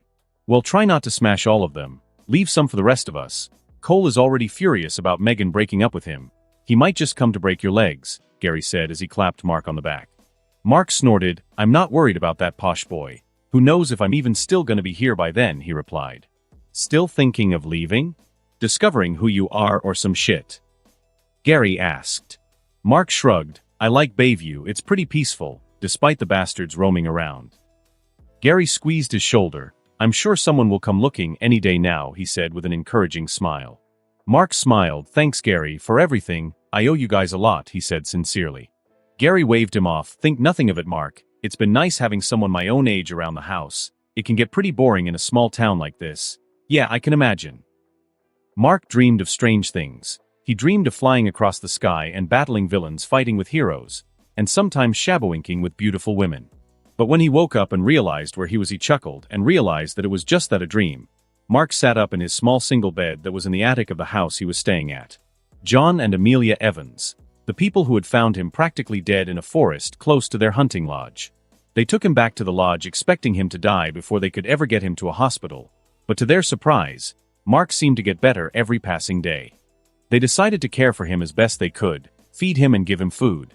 They assumed he was a metahuman or some kind with a healing ability, and that he was unfortunate enough to encounter one of the many bears in this part of Canada. Based on how injured John had said he was, Mark wasn't sure how he was alive now, but it seemed he must have some sort of healing factor if he was. He just wished he could remember more than his own name. John and Amelia were nice people, and until he found out who he was or wanted to leave, they offered him a place with them at their house rent-free. Their son Gary, who was around Mark's age, he thought, was pretty cool as well. He hooked Mark up with a job at the garage that his uncle owned but that Gary practically ran. He knew nothing about cars at first, but it wasn't too difficult once he picked it up, though he had to admit he was surprised at how fast he managed to get so good at it. Stretching his muscles as he got out of bed, he yawned. He walked over to the large circular window and looked out across the small town and into the bay. Bayview was a small isolated town, but they were pretty self-sufficient. A geothermal plant supplied energy to the entire area, and there was a small airfield close by for planes to land. It was a beautiful and peaceful place, and no matter how much Mark wanted to find himself and regain his lost memories, he just couldn't bring himself to leave. As he looked out the window, he reached up and fiddled with the necklace he had around his neck. It was a weird necklace, he thought, but it was the only connection he had to his past, so he'd always keep it on him. He held it up in front of him. It was in the shape of a demon with 6 red stones which he thought were eyes, though the weirdest part for him was that one of the 6 stones was glowing. He wished he knew what it meant. John said he'd never seen anything like it, though he didn't expect an answer from a fisherman about such an obscure necklace. Knock knock. Mark, stop jerking off and get your butt downstairs. Mom's made breakfast, Gary shouted as he banged on the door from the bottom of the stairs. Mark shook his head with amusement before walking to his dresser and getting dressed for the day. He put on a black t-shirt and some long black cargo pants, 'cause that's how Gary dressed and they were the same size. There wasn't much to choose from in terms of clothing in Bayview, for the men anyway. There were quite a few women's clothing stores in the mall just near the harbor. After getting dressed, Mark looked at his necklace one last time before tucking it inside his shirt. He then headed downstairs, his feet creaking against the old wood of the house. Opening the door, he emerged into the main house, which was pretty nice by most standards. As it turned out, you can earn a lot from crab fishing. Though from what Amelia had told Mark, it's because so many people die in that field, and she's in a constant state of worry about her husband during the season. Mark headed to the bathroom first and opened the door before walking in. After peeing and washing his hands, he leaned on the sink and looked in the mirror. It was weird looking at your face and both recognizing and not recognizing yourself. He had a few scars on his face that hadn't healed yet, though they were nothing compared to the large scars on his stomach and chest that looked like he'd been impaled. The door opening snapped Mark out of his thoughts. Coming inside was Gary's younger sister, Emma. She was 16 years old and had shoulder-length brown hair and a pair of glasses. She liked hanging out and playing games with Mark and often tried to walk in on him naked in the shower. Mark sighed as he saw her. "Sorry, kiddo, not having a shower yet," he said as he walked out of the bathroom, patting her on the head as he did. Emma stuck her tongue out at Mark before slamming the bathroom door shut and continuing her morning ritual. Mark walked downstairs into the kitchen before taking a seat at the table. Gary gave him a shite-eating grin. "She tries to spy on you again? Take it as a compliment. She's never done it to me," he said. "You're a sick man, Gary," Mark said with a shake of his head. "As you'd know. How do you know you don't have a sister out there that you're married to?" he asked as he pointed at him, jabbing his finger into his shoulder. "I like to think I'm not a degenerate like you. I've seen your search history. You need help, bro," Mark said as he poured himself a glass of orange juice from a pitcher on the table. As he took a sip from his glass, Amelia came in with a plate of pancakes and bacon in both hands. "Good morning, Mark," she said with a smile and a slight accent. She was from Marseille but moved to Canada with her family when she was a teenager. She sounded Canadian, but at times her French accent came through. Mark couldn't help but think back to a rather frustrating conversation he had with Gary, and why being French didn't make him a natural player. "Good morning, Mrs. Evans," Mark said with a smile as he put down his glass of orange juice. "Honestly, Mark, it's Amelia. You've been living with us for 3 months. I think we are past those formalities," Amelia said as she rubbed his shoulder. "Yeah, Mark, I'm starting to think you don't like us or something," Gary said with a grin as he reached for a strip of bacon, only to have Amelia slap his hand away. "Wait for your father and sister," she chided before disappearing back behind the counter and reappearing with a pot of coffee. Just as she did, John Evans walked into the room with a newspaper under his arm. "Morning, love," he said as he kissed Amelia on the cheek and took his seat at the head of the table. John Evans was a large man, while Mark was just about 6.0 feet. John easily pushed 6.5 feet, and he had arms like tree trunks. He said it was from all the work you do on a boat. "Morning, boys," John said as he picked up a cup of coffee that his wife had just poured for him. "Morning, Dad." "Morning, Mr. Evans." John frowned. "Come now, Mark. I think we've known each other long enough for you to call me John." "He just doesn't like us," Gary said with a shrug before reaching in for another strip of bacon again, only to get his hand slapped by his dad this time. "Wait for you, sister," he chided. "Come on, Dad, she takes forever in the bathroom. You'd think she'd be going on the runway straight after," Gary said, which managed to get a small smile from John. "I heard that, dork," Emma shouted as she walked into the room, taking a seat next to Mark. He found himself unconsciously shifting his seat away as she did, though thankfully she didn't notice. "Four Eyes calls me the dork? That's rich. Who are you dolling yourself up for anyway, Mr. Rupert down the street? You can wheel him to his weekly bingo," Gary said as he barked out a laugh. Emma scowled at her older brother. "At least I'm not going to spend my day scaring girls like a creep." "It's not scaring, it's called flirting. Something you're too young to know about," Gary replied. "Flirting? Well, that flirting has gotten how many girlfriends?"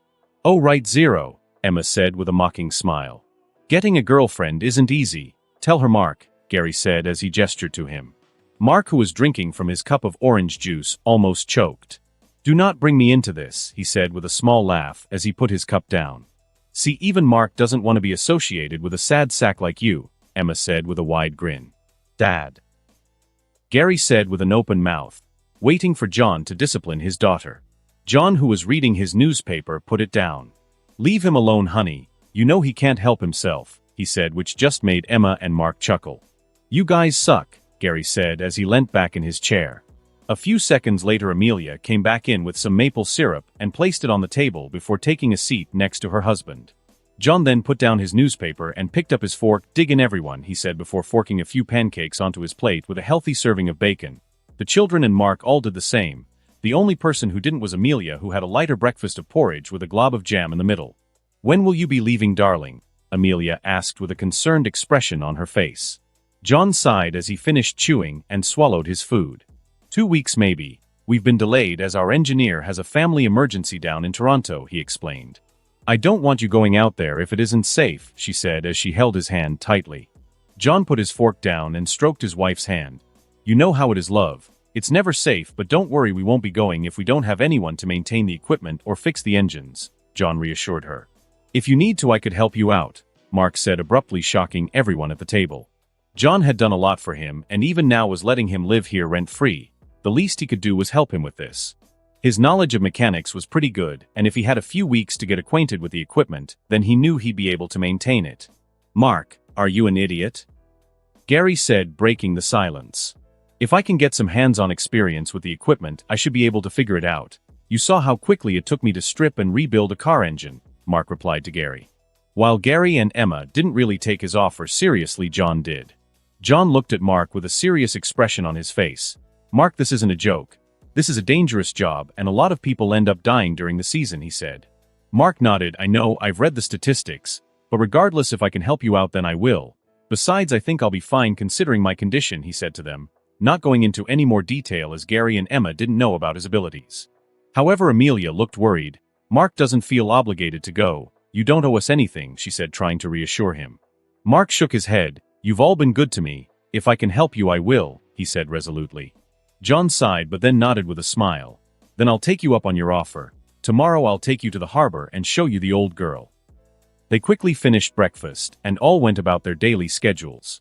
Emma and Amelia went off to school. Amelia was a teacher. John went to the harbor, and Gary and Mark walked over into town as they didn't have to work in the garage today. "You are crazy," Gary said as they walked down the snow-covered path.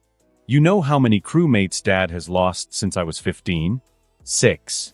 6 in 3 years. That's a mortality rate of a lot," Gary said with a shocked and outraged expression. Mark rolled his eyes. "It won't be a big deal. I'll be maintaining equipment. I doubt I'll be doing anything dangerous," he replied. "Just being there is dangerous. Dad said waves can get 50 feet high and slam a person right off the ship," Gary said, trying to intimidate Mark. "Yeah, well, we'll see what happens," Mark said. Gary sighed. "I don't even know why I bother. Here in this town a woman with big knockers waits for her Marky to visit, and instead, he's on a ship in the middle of the ocean with a bunch of men." However, as he spoke, Gary realized that Mark had stopped walking and was holding his head in his hands. "Mark? You okay?" he asked as he walked back, a tiny bit concerned. "Hiya, Marky. Come on, Marky. Does this vibrator suit me, Marky?" "Mark." Mark looked up. His head, which had been pounding before, was finally stopping. "I'm alright. I just had a killer headache for a second," Mark said, giving Gary a smile.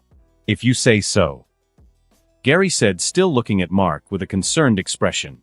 Despite how crude he could come off, as Mark knew that Gary was every bit as kind as his parents were. He'd seen more than a few people who couldn't afford to get their cars fixed have Gary come round and take a look at it for free and even pay for the part of it needed. Despite what his sister might say, a girl would be pretty lucky to have Gary as a boyfriend, no homo. They continued their walk into town, joking around and talking about the different girls that might be there right now. As they walked past an old broken gate that led up a hill towards an old manor that looked like it could use some refurbishment. "You always look up at that house when we look past it. Emma says you'll be stupid enough to go in," Gary commented. "Not this again. The place isn't haunted. It's probably just an empty building," Mark said with an exasperated sigh. "Hey, that's what she said. I said that a witch lives up there. One time me and Emma got real close, and I swear I saw a pale woman in the window," Gary said in a spooky voice. Yeah, and she's having a party with Bigfoot and the Chupacabra. Let's just get into town," Mark said with a roll of his eyes as he started walking faster. As they got into town, the duo first went to the library at Mark's request. If he was going to be working with boat engines, he wanted to take a look and see if there were any manuals or any reading materials that might help him. People's lives were in his hands, so it wouldn't hurt to do some reading. As he read, he looked up to see Gary trying to chat up the librarian, an attractive 28-year-old woman. She was a new addition to the library, which meant that Gary had to try his luck. As was expected, he wasn't getting anywhere, which proved to be a source of amusement for Mark, especially since the librarian hadn't said a word to him. Deciding to check out a few books, he went up to the counter where Gary was making another pass at her. "Give it a rest, Gary. You barely know her and you're already trying to ask her out," Mark said with a sigh as he put the books on the counter. "One of these days it has to work," he said with a huff as he walked out of the library and stood waiting outside. Mark smiled at the librarian, something that she returned, and began scanning his books. "I'm sorry for my friend. He's on the internet too much," Mark said apologetically. However, the librarian ignored him as well. Mark thought it was a little strange but didn't push. However, when she finished scanning the books, she started signing with her hands. "Enjoy the rest of your day." Mark didn't know how or why he understood what she was saying in sign, but he just did. Did I know sign language? He wondered to himself. "Thank you. Enjoy the rest of your day too," Mark said with a smile before leaving. The librarian hadn't expected Mark to know sign language, and so was a bit shocked, to say the least. Mark rejoined Gary outside, who was kicking a stone against the wall. "You done with your nerdy activities?" he asked jokingly. "You done playing with rocks?" Mark asked with a raised brow. "Touché, let's go to Maeve's," Gary said, referring to a popular coffee shop that a lot of the older kids hung out in, as it had cheap food and drinks and a comfy warm space to hang out. Crash! Before they could start walking there, a car seemingly lost control and crashed straight into the storefront of a small convenience store. Mark and Gary both looked at each other in shock before they rushed to the building. Many other people started to crowd the store to check if anyone was hurt and if they could help. "Oh shit, is that Megan and Jenna?" Gary said as they got closer. The entrance to the store was completely smashed in by the expensive-looking car. "Megan. Is she okay? Someone call an ambulance." The crowd murmured. Mark and Gary both got impatient, and they both jumped into the store through a shattered glass window, being careful not to cut themselves as they did. Gary walked up to the driver's seat that Jenna was in and tried to open it, only to fail. It seemed that this car really wasn't built to take a crash, and the metal doors crumpled. "Mark, I can't get the door open. I'm gonna try and find something to pry it open," Gary said as he started looking around the store. Mark looked around to check for anyone else who might be injured. It seemed the shop owner went out the back in trance as the door leading to an alleyway was open. Mark kept on looking, but something concerning caught his eye. A smile started flowing out of the engine, a thick black smoke that didn't mean anything good. He rushed towards the door and yanked in it as he tried to open it. Expecting the door not to budge, he was surprised when it was easily torn off the frame and flung onto the counter like a frisbee. He was only glad that aisles of shelves blocked the view outside so no one saw him do it. Mark reached inside and unbuckled both Megan and Jenna. As he did, Gary finally came back. "Dude, you got it open nice," he said as he dropped the crowbar and took Jenna from Mark. The car then burst into flames, making Mark drop back onto the floor with Megan on his chest. "Oh shit, let's get the hell out of here," Gary shouted as he helped Mark out, and they both ran out the back exit, carrying a girl on each shoulder. Boom! The storefront exploded, sending shrapnel and debris flying everywhere. Mark pushed Gary to the ground and stood in front of them all. The debris he expected to pierce his skin bounced off him easily, much to his surprise. "I have more abilities than healing, it seems," he thought to himself. "You okay, Gary?" Mark asked as he knelt. Gary breathed heavily as he looked up at Mark. "If this doesn't get me a date, I think I might play for the other team." "Yeah, you're fine," Mark said as he stood back up. Taking a breath, he felt his hand move down to the necklace he had on.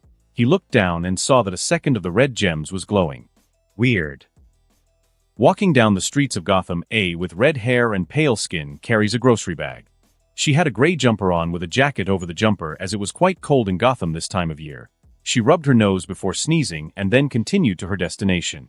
She decided to cut down an alleyway that would take her close to her home a bit quicker. She did this because, in one of her grocery bags, she had a warm rotisserie chicken that she didn't want to get cold. "Stop right there, Missy," a voice said from behind a dumpster. A rough-looking man with patchy blonde hair and red sores across his face revealed himself. When he smiled, he revealed rotted teeth, many of which had long since fallen out. "How about you give me whatever's in your purse and then bring that sweet little mouth other here," he said before pulling his tracksuit bottoms down and revealing a disgusting schlong covered in matted pubic hair. The girl's face morphed into one of disgust as the smell of the man stung her nostrils. She didn't stop walking and kept moving down the alley. "Yeah, that's right, girl," the man said. Though he was completely caught off guard when she raised her hand and a pink light shot out of it, sending the man flying. "You're lucky I don't want my food to get cold, or you'd be spending the night in a cell or Gotham Harbor depending on how I'm feeling," she said as she stepped around the guy before and continuing on home. Fishing out her keys from her pocket, she opened the door to her apartment building before going inside and reveling in the warmth of it. Approaching the elevator, she pressed the button and waited. A sigh escaped her lips as she saw Jim Dykes, her neighbor, approaching from behind her. "Reconsidered about our date yet, Samantha?" the man said with his greasy smile. Samantha rolled her eyes. "I'm still 20 years younger than you, Mr. Dykes. Plus I'm sure your wife wouldn't appreciate that," she replied drearily.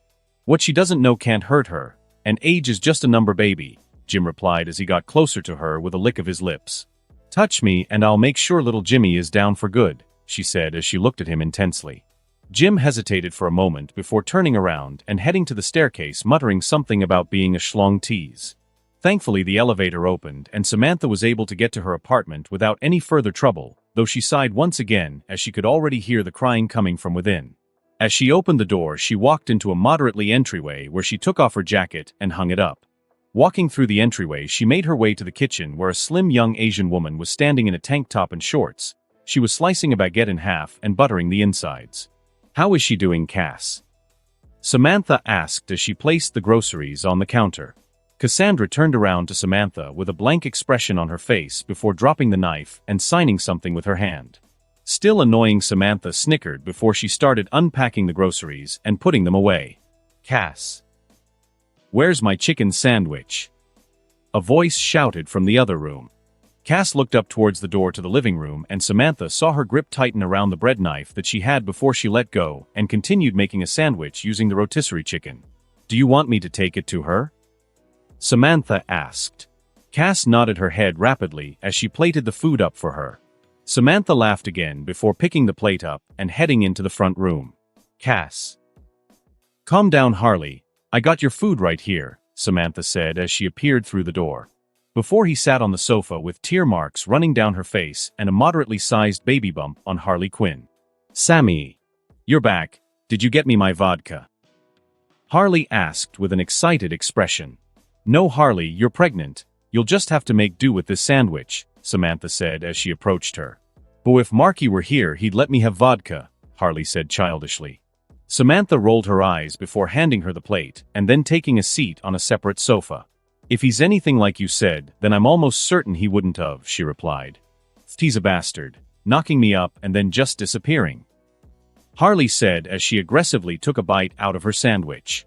"Dead isn't the same as disappearing, unless you mean he disappeared from life," Samantha said as she turned on the armchair, letting her legs hang on the side.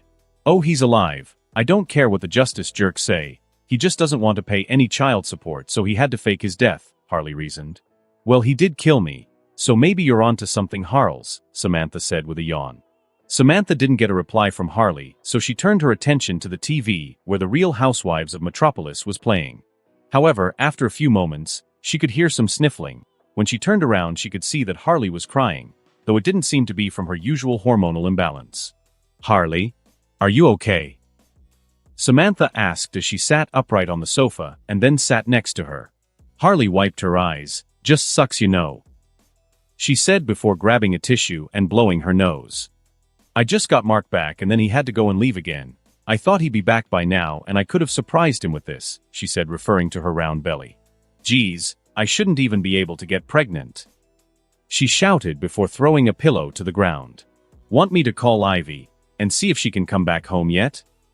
Samantha said as she reached out to rub Harley's shoulder, but as she did, she was assaulted by flashes of pain and horror, making her withdraw her hand back immediately. "Nah, it's okay. At least you and Cass are still here," Harley said with a grateful smile. "Yeah, well, my family is dead and my childhood home is destroyed. I appreciate the rent-free room," Samantha replied with a blank expression. "Aw, Sammy, you know just what to say to make a girl feel better," Harley said as she wiped her eyes and then went back to demolishing her sandwich. "I think I'm gonna go to bed," Samantha said as she waved Harley goodnight before disappearing into her room. She removed her clothing before standing fully naked in front of a full-length mirror. She looked at her smooth, flawless skin, her taut stomach muscles and perky melons. One blink later and that all changed, and her body was marred with deep gashes and bruises. Her ribcage was jutting out and a hole was in her chest. She blinked again and the vision was gone. Samantha turned around before putting on some pajamas. She then lay down on her bed, crawled into a ball and started to cry. A young woman walked through an old creaky house. The house was full of holes and had little to no insulation. You could even see your own breath inside. Silence had been her only companion for the past few years. Sometimes she even forgot the sound of her own voice. But she was glad, as hearing her own voice would do nothing but make her feel sick.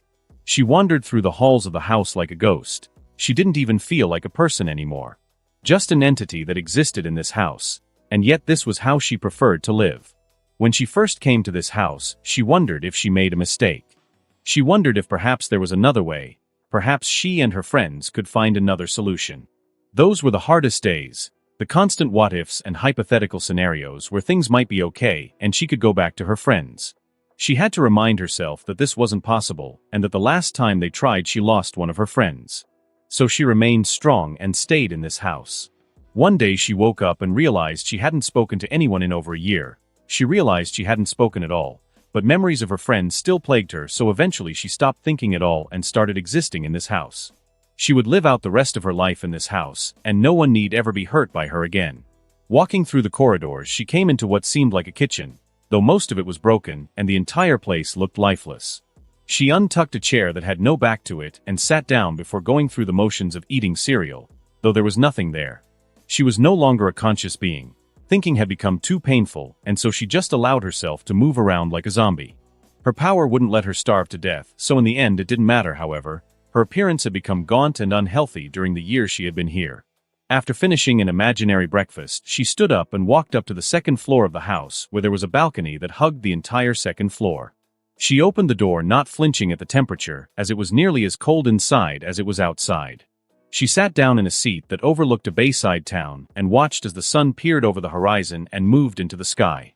She did this every day until noon. Before it was to appreciate the beauty, and now it was because of habit. At noon she walked inside, before heading back downstairs. Though as she walked past the front door window, she saw something that made her stop. Two young men were at the gate to her house, and one of them made eye contact with her. This incident sparked the first thoughts she'd had in years. No one should be able to see me. All right, Mark, you ready? Mai said as she held a staff that was pointed directly at him. Mark took a deep breath and nodded as he pointed his own staff at her. Mai snapped into action as she thrust her staff at him at near inhuman speeds. But Mark was able to see the thrust coming from a mile away and sidestepped it before knocking it away with one end of his staff and attacking her with the other. Mai ducked underneath the swing before spinning while still leaning forward and snapping her staff back, hitting Mark in the shoulder, though she held back considerably to not hurt him. Mark cursed before jumping back and sending multiple fast thrusts at Mai, which she managed to dodge and avoid despite their ever-increasing speed. Mark had to hold back to stop himself from thrusting hard enough to kill Mai. But it seemed she wasn't as concerned as he was as she sidestepped his thrust before spinning into his guard and smacking him with her staff. However, tapping into a bit of his abnormal strength, Mark pushed her with his staff, which launched her a few feet to the side, though she managed to roll and was ready again. They exchanged multiple hits where neither one could gain the advantage over the other. Mark then managed to sweep her feet from under her, but she rolled backwards before sending a thrust right towards his chest, which Mark caught with his offhand. Mai tried to pull back, but Mark's grip was solid, so she rushed towards him and turned around inside her staff, which collapsed into 3 pieces. The end piece curved around and hit Mark in the face. Mark let go as it would be rather suspicious if he didn't. Whipping her staff around like nunchucks, she began another assault on Mark, who backed up and avoided most of the strikes.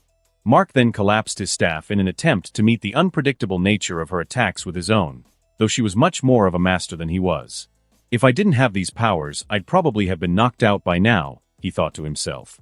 However, in his moment of distraction, Mai managed to get the middle section of her staff around his head. She then pulled him into a judo-like throw and onto the ground. Nice try, Mark, but you still have a long way to go, she said with a smirk as she helped him up. Mai was his training partner and the daughter of the only martial arts dojo in Bayview, though she hated that term and repeatedly told him to call it a wugwan. I'll get you one day, you'll see, Mark huffed as he stood up. He had been coming here for a few months now. He hoped it would jog his memory, as one of the only things that Mark had on him when John and Amelia found him was a 3-section staff. But sadly it seemed that it wouldn't help. However, he did have a lot of fun learning and training with Mai. Mark, you did well, though you allow your thoughts to wander too often, a stern voice rang out from behind them. They both turned around and were greeted by Mai's father Yang, the owner of the dojo and master of Bak Mei. Mai, the closer you come to victory, the more arrogant you become. One day this will hurt you, he said sternly to Mai. You are both talented, but you have much to learn. Yes, Sifu. They both shouted. Good, the lesson is over for today, Yang said before walking past them and tending to the birds he kept. Mai smirked at Mark before shoving him. Wanna grab some food? She asked. Mark returned her smirk but shook his head. Can't today. I'm heading over to the docks to take another look at the engine and equipment, he tried. Mai's grin got wider. Who? I thought you might be seeing a certain blonde girl with huge knockers as she comes out of hospital today, she said with a laugh. Mark rolled his eyes and shoved her away, though she deflected his hand off to the side before sending a palm style straight to his face. Mark snatched her hand out of the air before it could reach his face again. You love fighting too much, Mark said with exasperation as she shoved her away, much to her amusement. Well, it's not every day you find someone who's not a total sissy, Mai replied. You could always fight your dad, Mark said with a chuckle as he walked over to his bag and started to change. Mai had called him a wench for asking for privacy to get changed, so he often did it now in full view. She often did as well, though not when her father was around. No thanks, I'm tired of getting beaten down by him, she said as she crossed her arms and watched Mark taking off his shirt and trousers in favor of some warmer clothing. How long do you reckon you'll be gone on the boat for? Mai asked. Mark shrugged his shoulders. A month, maybe 2. John said it all depends on the weather, he replied. Well, be careful, it'll suck if I have to go back to sparring with kids, Mai said as she punched Mark in the shoulder. A frown marred her face as soon as she did. Have you been working out? You feel a lot harder, she said with a little confusion. Mark just looked at her with a raised eyebrow. You know what I mean, she said with a huff. Mark smiled. I'll catch you later, Mai. Say bye to your dad for me, he said as he left through the door to the wugwan. Mark breathed in the cold, crisp air before heading down to the docks. As he walked down the street, his gaze drifted over to the house on the hill overlooking the town. He wondered why anyone would want to live in such a ruined house. Maybe they don't have a choice, he thought to himself. The idea of that sent a pang of sadness throughout his body. He'd have to go up there at some point and offer to help, even if it's just fixing up the house and making it warmer. John and Amelia had shown him that there should never have to be a reason to help someone. Mark. A familiar voice shouted his name. Shit. Mark turned around with a fake smile on his face to see the excited form of Megan, who ran up towards him, grabbing him into a hug. Hey. Megan, I heard you got let out today. I hope you're doing well, he said as he patted her back awkwardly. I am, thanks to you, Mr. Hero, she said as she squeezed his arms. Have you been working out? Wow. It really shows, she said with a giggle before looping her arm in his. Mark sighed as they walked down the street together. She was going on about 100 different things at once, switching between topics that she had stopped talking about minutes before. Megan was incredibly beautiful, with her pale blonde hair, her slim face and her cute nose. But her most prominent feature was her body, not any one part, but her entire body. Megan had knockers that looked unnaturally big, especially for her height, and yet when Mark saw her in a bikini they didn't sag down at all, they were perky. Going further down you were introduced to her massive dump truck. Right now she was wearing a pink tracksuit, and every time she moved, whether it was walking or turning, her entire wagon jiggled. It was damn near hypotonic. So Mark could understand why Gary was on his case about not smashing her. Sometimes Mark wondered why he wasn't taking her into an alleyway. Megan, it's been great seeing you, but I got to head over to the docks, Mark said with a polite smile. Do you have to? You could come over to mine, she said with a sultry smile as she pressed her melons into his side, fully engulfing his arm. Holy shit. I'll have to take a rain check. John will kill me if I'm not there to check on the engines, Mark said, his voice a little high-pitched. You better, she said as she went on her tippy toes and kissed his nose before running off. Mark sighed before continuing his journey. It made him wonder if he had a girlfriend before he lost his memories. It would be nice to think that she'd be looking for him. Maybe he had 2 girlfriends. Mark chuckled at the ridiculousness of that thought. Yeah, right, as if that could actually happen. Barbara drove into the Batcave on her motorbike. She could barely keep her eyes open. She had been patrolling for the whole night before, then going off to college, where she then did another night of patrolling, all without a bit of sleep. She was hoping to get at least a few hours of sleep at the mansion, but she wasn't too hopeful. Her ribs hurt from being hit in them by a metal pipe. It was sloppy and not something that would have happened if she had been fully awake, but nonetheless she still chided herself for it. Parking her bike next to the Batmobile, she hopped off with a little difficulty. Her muscles burned from the exhaustion she felt. Running across buildings and fighting the entire night wasn't an easy task, and yet she felt like she had to do it.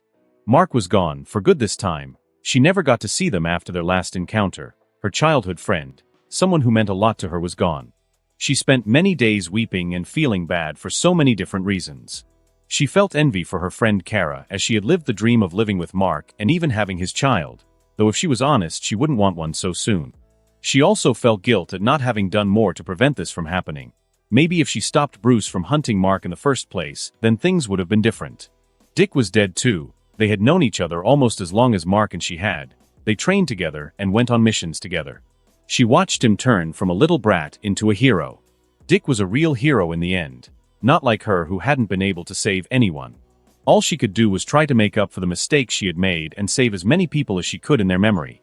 She stopped talking to her friends and even started skipping her evening classes. She had about 18 missed calls from her dad, but it didn't matter. The only thing that mattered was this, her mission.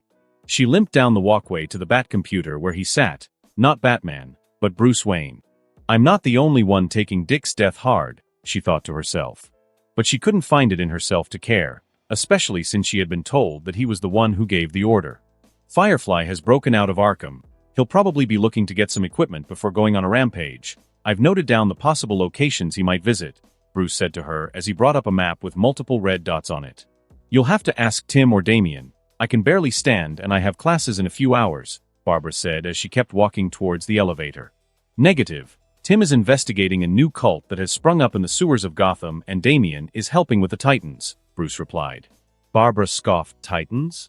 Dick is gone, Raven is gone, Beast Boy is gone. What Titans are even left? She said emotionally. If you're so concerned about this, then maybe you should deal with it, she shouted at Bruce before walking to the elevator and leaving the cave. Bruce sat there in silence, rubbing his eyes before continuing with his work. He wouldn't put on the costume again. He didn't deserve to be called a hero. His choices as of late have led to the deaths of so many people, both friend and foe. He wouldn't don the name Batman again. He didn't deserve to. All that was left for him was preparing the Earth for the eventual invasion, but he wouldn't do it the wrong way this time. I'm sorry, Dick, he thought to himself. Clark walked with his younger brother Connor as they made their way to the boardroom. Connor had been made a full-fledged member of the Justice League for his actions in Bialia. He had protected his teammates from Bizarro long enough for Superman to reach him and take him out. You did well today, Connor, Clark said with a smile as he put his hand on his shoulder. Professor Hamilton believes that the platinum kryptonite may have altered your DNA slightly as you were already Kryptonian, so you might see more increased strength in the future, Clark explained. They had just left the gym on the watchtower and were now headed for a meeting with someone who had told them it was urgent. I hope so. I don't want to feel as useless as I did during the auction ever again. If I had been stronger, maybe I could have saved Dick or Mark, Connor said regretfully. They both died as heroes. The only way we can honor them is by making sure their sacrifice wasn't in vain, and that means fighting the good fight, Clark said with a smile which Connor returned. Are you going to visit Megan after the meeting? Clark asked, and Connor nodded. Good, you should work things out with her. I know how happy you used to be with her, Clark advised. They then arrived at the meeting room, and the door opened automatically, revealing the other members of the Justice League with the exception of Batman, who had resigned. In there as well were 3 additional members that Clark had spotted out long before he had reached the room. Giovanni Zatara, his daughter Zatanna, and Kent Nelson, or as he used to be called when he donned the mask, Dr. Fate. I'm glad to see you again, old friend, Clark said with a smile to Kent Nelson as he shook his hand. The older man smiled and returned his handshake. I wish it were with better news, Kent said with a weary expression on his face. Are you here for the same reason? Clark asked Zatara, and he nodded.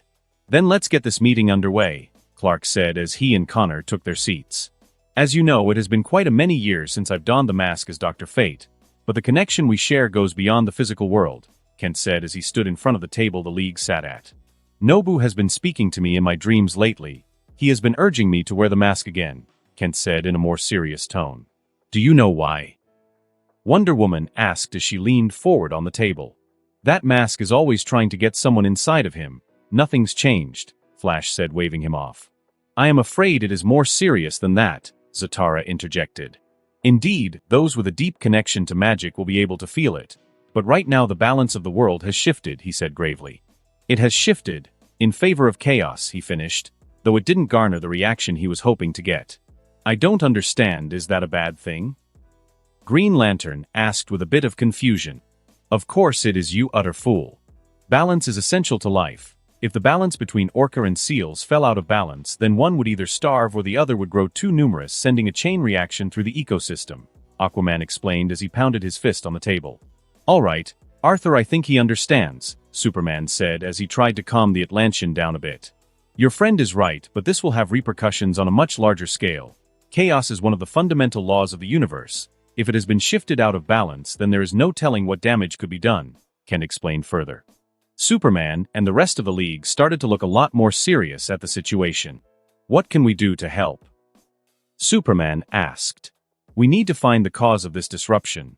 From my dreams, I've only been able to decipher that it is a necklace, Kent stated. A necklace? Connor said with a raised eyebrow. Indeed, Kent replied. You have nothing more to give us than that? Connor asked. As the object grows more powerful, it'll start disrupting the natural order of the world. When it comes to that, it will get easier to track down. But as for now, we have little else to go on, Zatara interjected. I believe that it may have been one of the objects sold at the underground auction, Zatanna blurted out, getting a frown from her father. If that's the case, we need to find it as soon as possible, Superman said in a clear voice, getting nods of agreement from everyone. Can we count on your help as well? Superman asked Kent and Zatara. I'm afraid not, my friend. As much as I wish to help, I do not want to extend my life any longer. Putting on the helmet will only extend my suffering, he said with a sad smile. I am afraid that I will have my hands full too. Superman. A new cult has emerged and has been invading places of magic and stealing various artifacts. But I assure you my daughter here is every bit the competent magician that I am, Zatara assured them as he put his arm on Zatanna's shoulder. Superman sighed but nodded. I'll take all the help I can get. I'm not that knowledgeable when it comes to magic. Just how much it hurts, he said with a slight chuckle. Perhaps Marvel and her family could be of some help. They make regular trips to the Rock of Eternity and have learnt from the wizard Shazam, Wonder Woman suggested. Superman nodded slowly. I will try to contact them. But Mary has been the only member active as of late, so I'm not sure how many will come, he replied. I will update you on any new information that I am given. I apologize for not being able to help more, but I am so weary of this fight you must understand, Kent Nelson said. Wonder Woman gave him a sad smile before nodding. Of course. We wouldn't wish to force you into doing anything against your will, she said. Kent nodded thankfully. Then I shall take my leave, and wish you good luck. I believe it's time for me to leave as well. Take care of my daughter, he said before turning to Zatanna and kissing her on the head. You will do well. You are a Zatara, he said to her before leaving her alone. She felt incredibly nervous about being given a mission of such importance. Before this, she had only helped her father with stage shows and things that didn't matter, but this was something that affected the entire world, not the entire universe, and she was being given a part in it. I won't let you down. Friend Kara, did you see the news on the television? Corey called out in excitement as she rushed through the house, nearly knocking into Debbie as she did. No running in the house. Debbie called to her, which made Corey switch to a fast walk. Sorry, Mother Deborah, she said as she opened the door to Mark's room and saw a heavily pregnant Kara eating a tub of ice cream. She had chocolate smeared around her lips and her stomach was poking out of her shirt. Needless to say, there were certainly more flattering images that Corey could think of. Kara looked at Corey's facial expression and her face scrunched up in worry. Why were you looking at me like that? She snapped. I was just dash, you think I'm fat, don't you? She shouted emotionally. Corey was never good at lying and always told the truth, but during her time on Earth she had learnt that sometimes you need to be subtle with what you say to people. No, she said with a nervous smile. Corey still hadn't perfected the art of subtly yet. You do, don't you? Kara said, throwing the tub of ice cream at her that she easily caught. You are beautiful, friend Kara, and your baby will certainly be beautiful as well, but you must come and look at the news. She said with excitement as she dragged Kara up to her feet and led her out of the room. Though before Corey left herself, she slipped back into the room and lifted the bed up. She smiled as the underwear she had hidden was still there. She grabbed it and took a deep whiff before putting it back under the bed. She then followed Kara out into the living room before she could call for her. Kara collapsed down on the sofa and looked at the TV that had the news playing. Asterisk, the body was found by a few hikers during a trip up one of the local mountains. DNA testing at the lab confirmed that this was the body of the infamous Gotham criminal, the Joker. The Justice League have also confirmed that it was Invincible that was fighting the Joker. There you have it, folks. The Joker is no longer able to reign terror over Gotham again, and we have our hero Invincible to thank for it. God rest his soul. Asterisk. Kara felt tears fall down her face as the memories of Mark started to rush through her mind. Oh sweetie, Debbie said as she sat next to what she considered her daughter-in-law and rubbed her back, hugging her. No, friend Kara. Can you not see how this is good news? Corey said excitedly. They have searched that mountain from top to bottom and only found one body, which means honored Mark could still be alive. She said with a wide smile on her face. Kara stopped crying, and for the first time in moments hope flared up inside her again. She knew it was a long shot, but then she considered the fact that she had thought he was dead before and he had surprised her. He could do it again. Then we need to find him. Kara shouted out. In her excitement and hope, she had forgotten they had already spent months looking for a body, and they had found nothing. Alarm, ma'am, he's broken through to the lower levels. A guard shouted through the walkie before screaming and getting cut off. Seal section 22 now. Amanda Waller commanded, but it didn't matter as the door was ripped apart like wet tissue paper. Waller scowled as she watched the visage of Nolan on the cameras as he walked through all their security and killed everyone that got in his way. She only hoped she would not have to activate that, as their fight might bring down the whole facility. Nolan laughed as a few ants tried to shoot him with their toy guns. He grabbed one by the neck and ripped his spine out before stabbing it into his friend. It was all too easy. Humans really were a pitiful race in need of guidance from the Empire.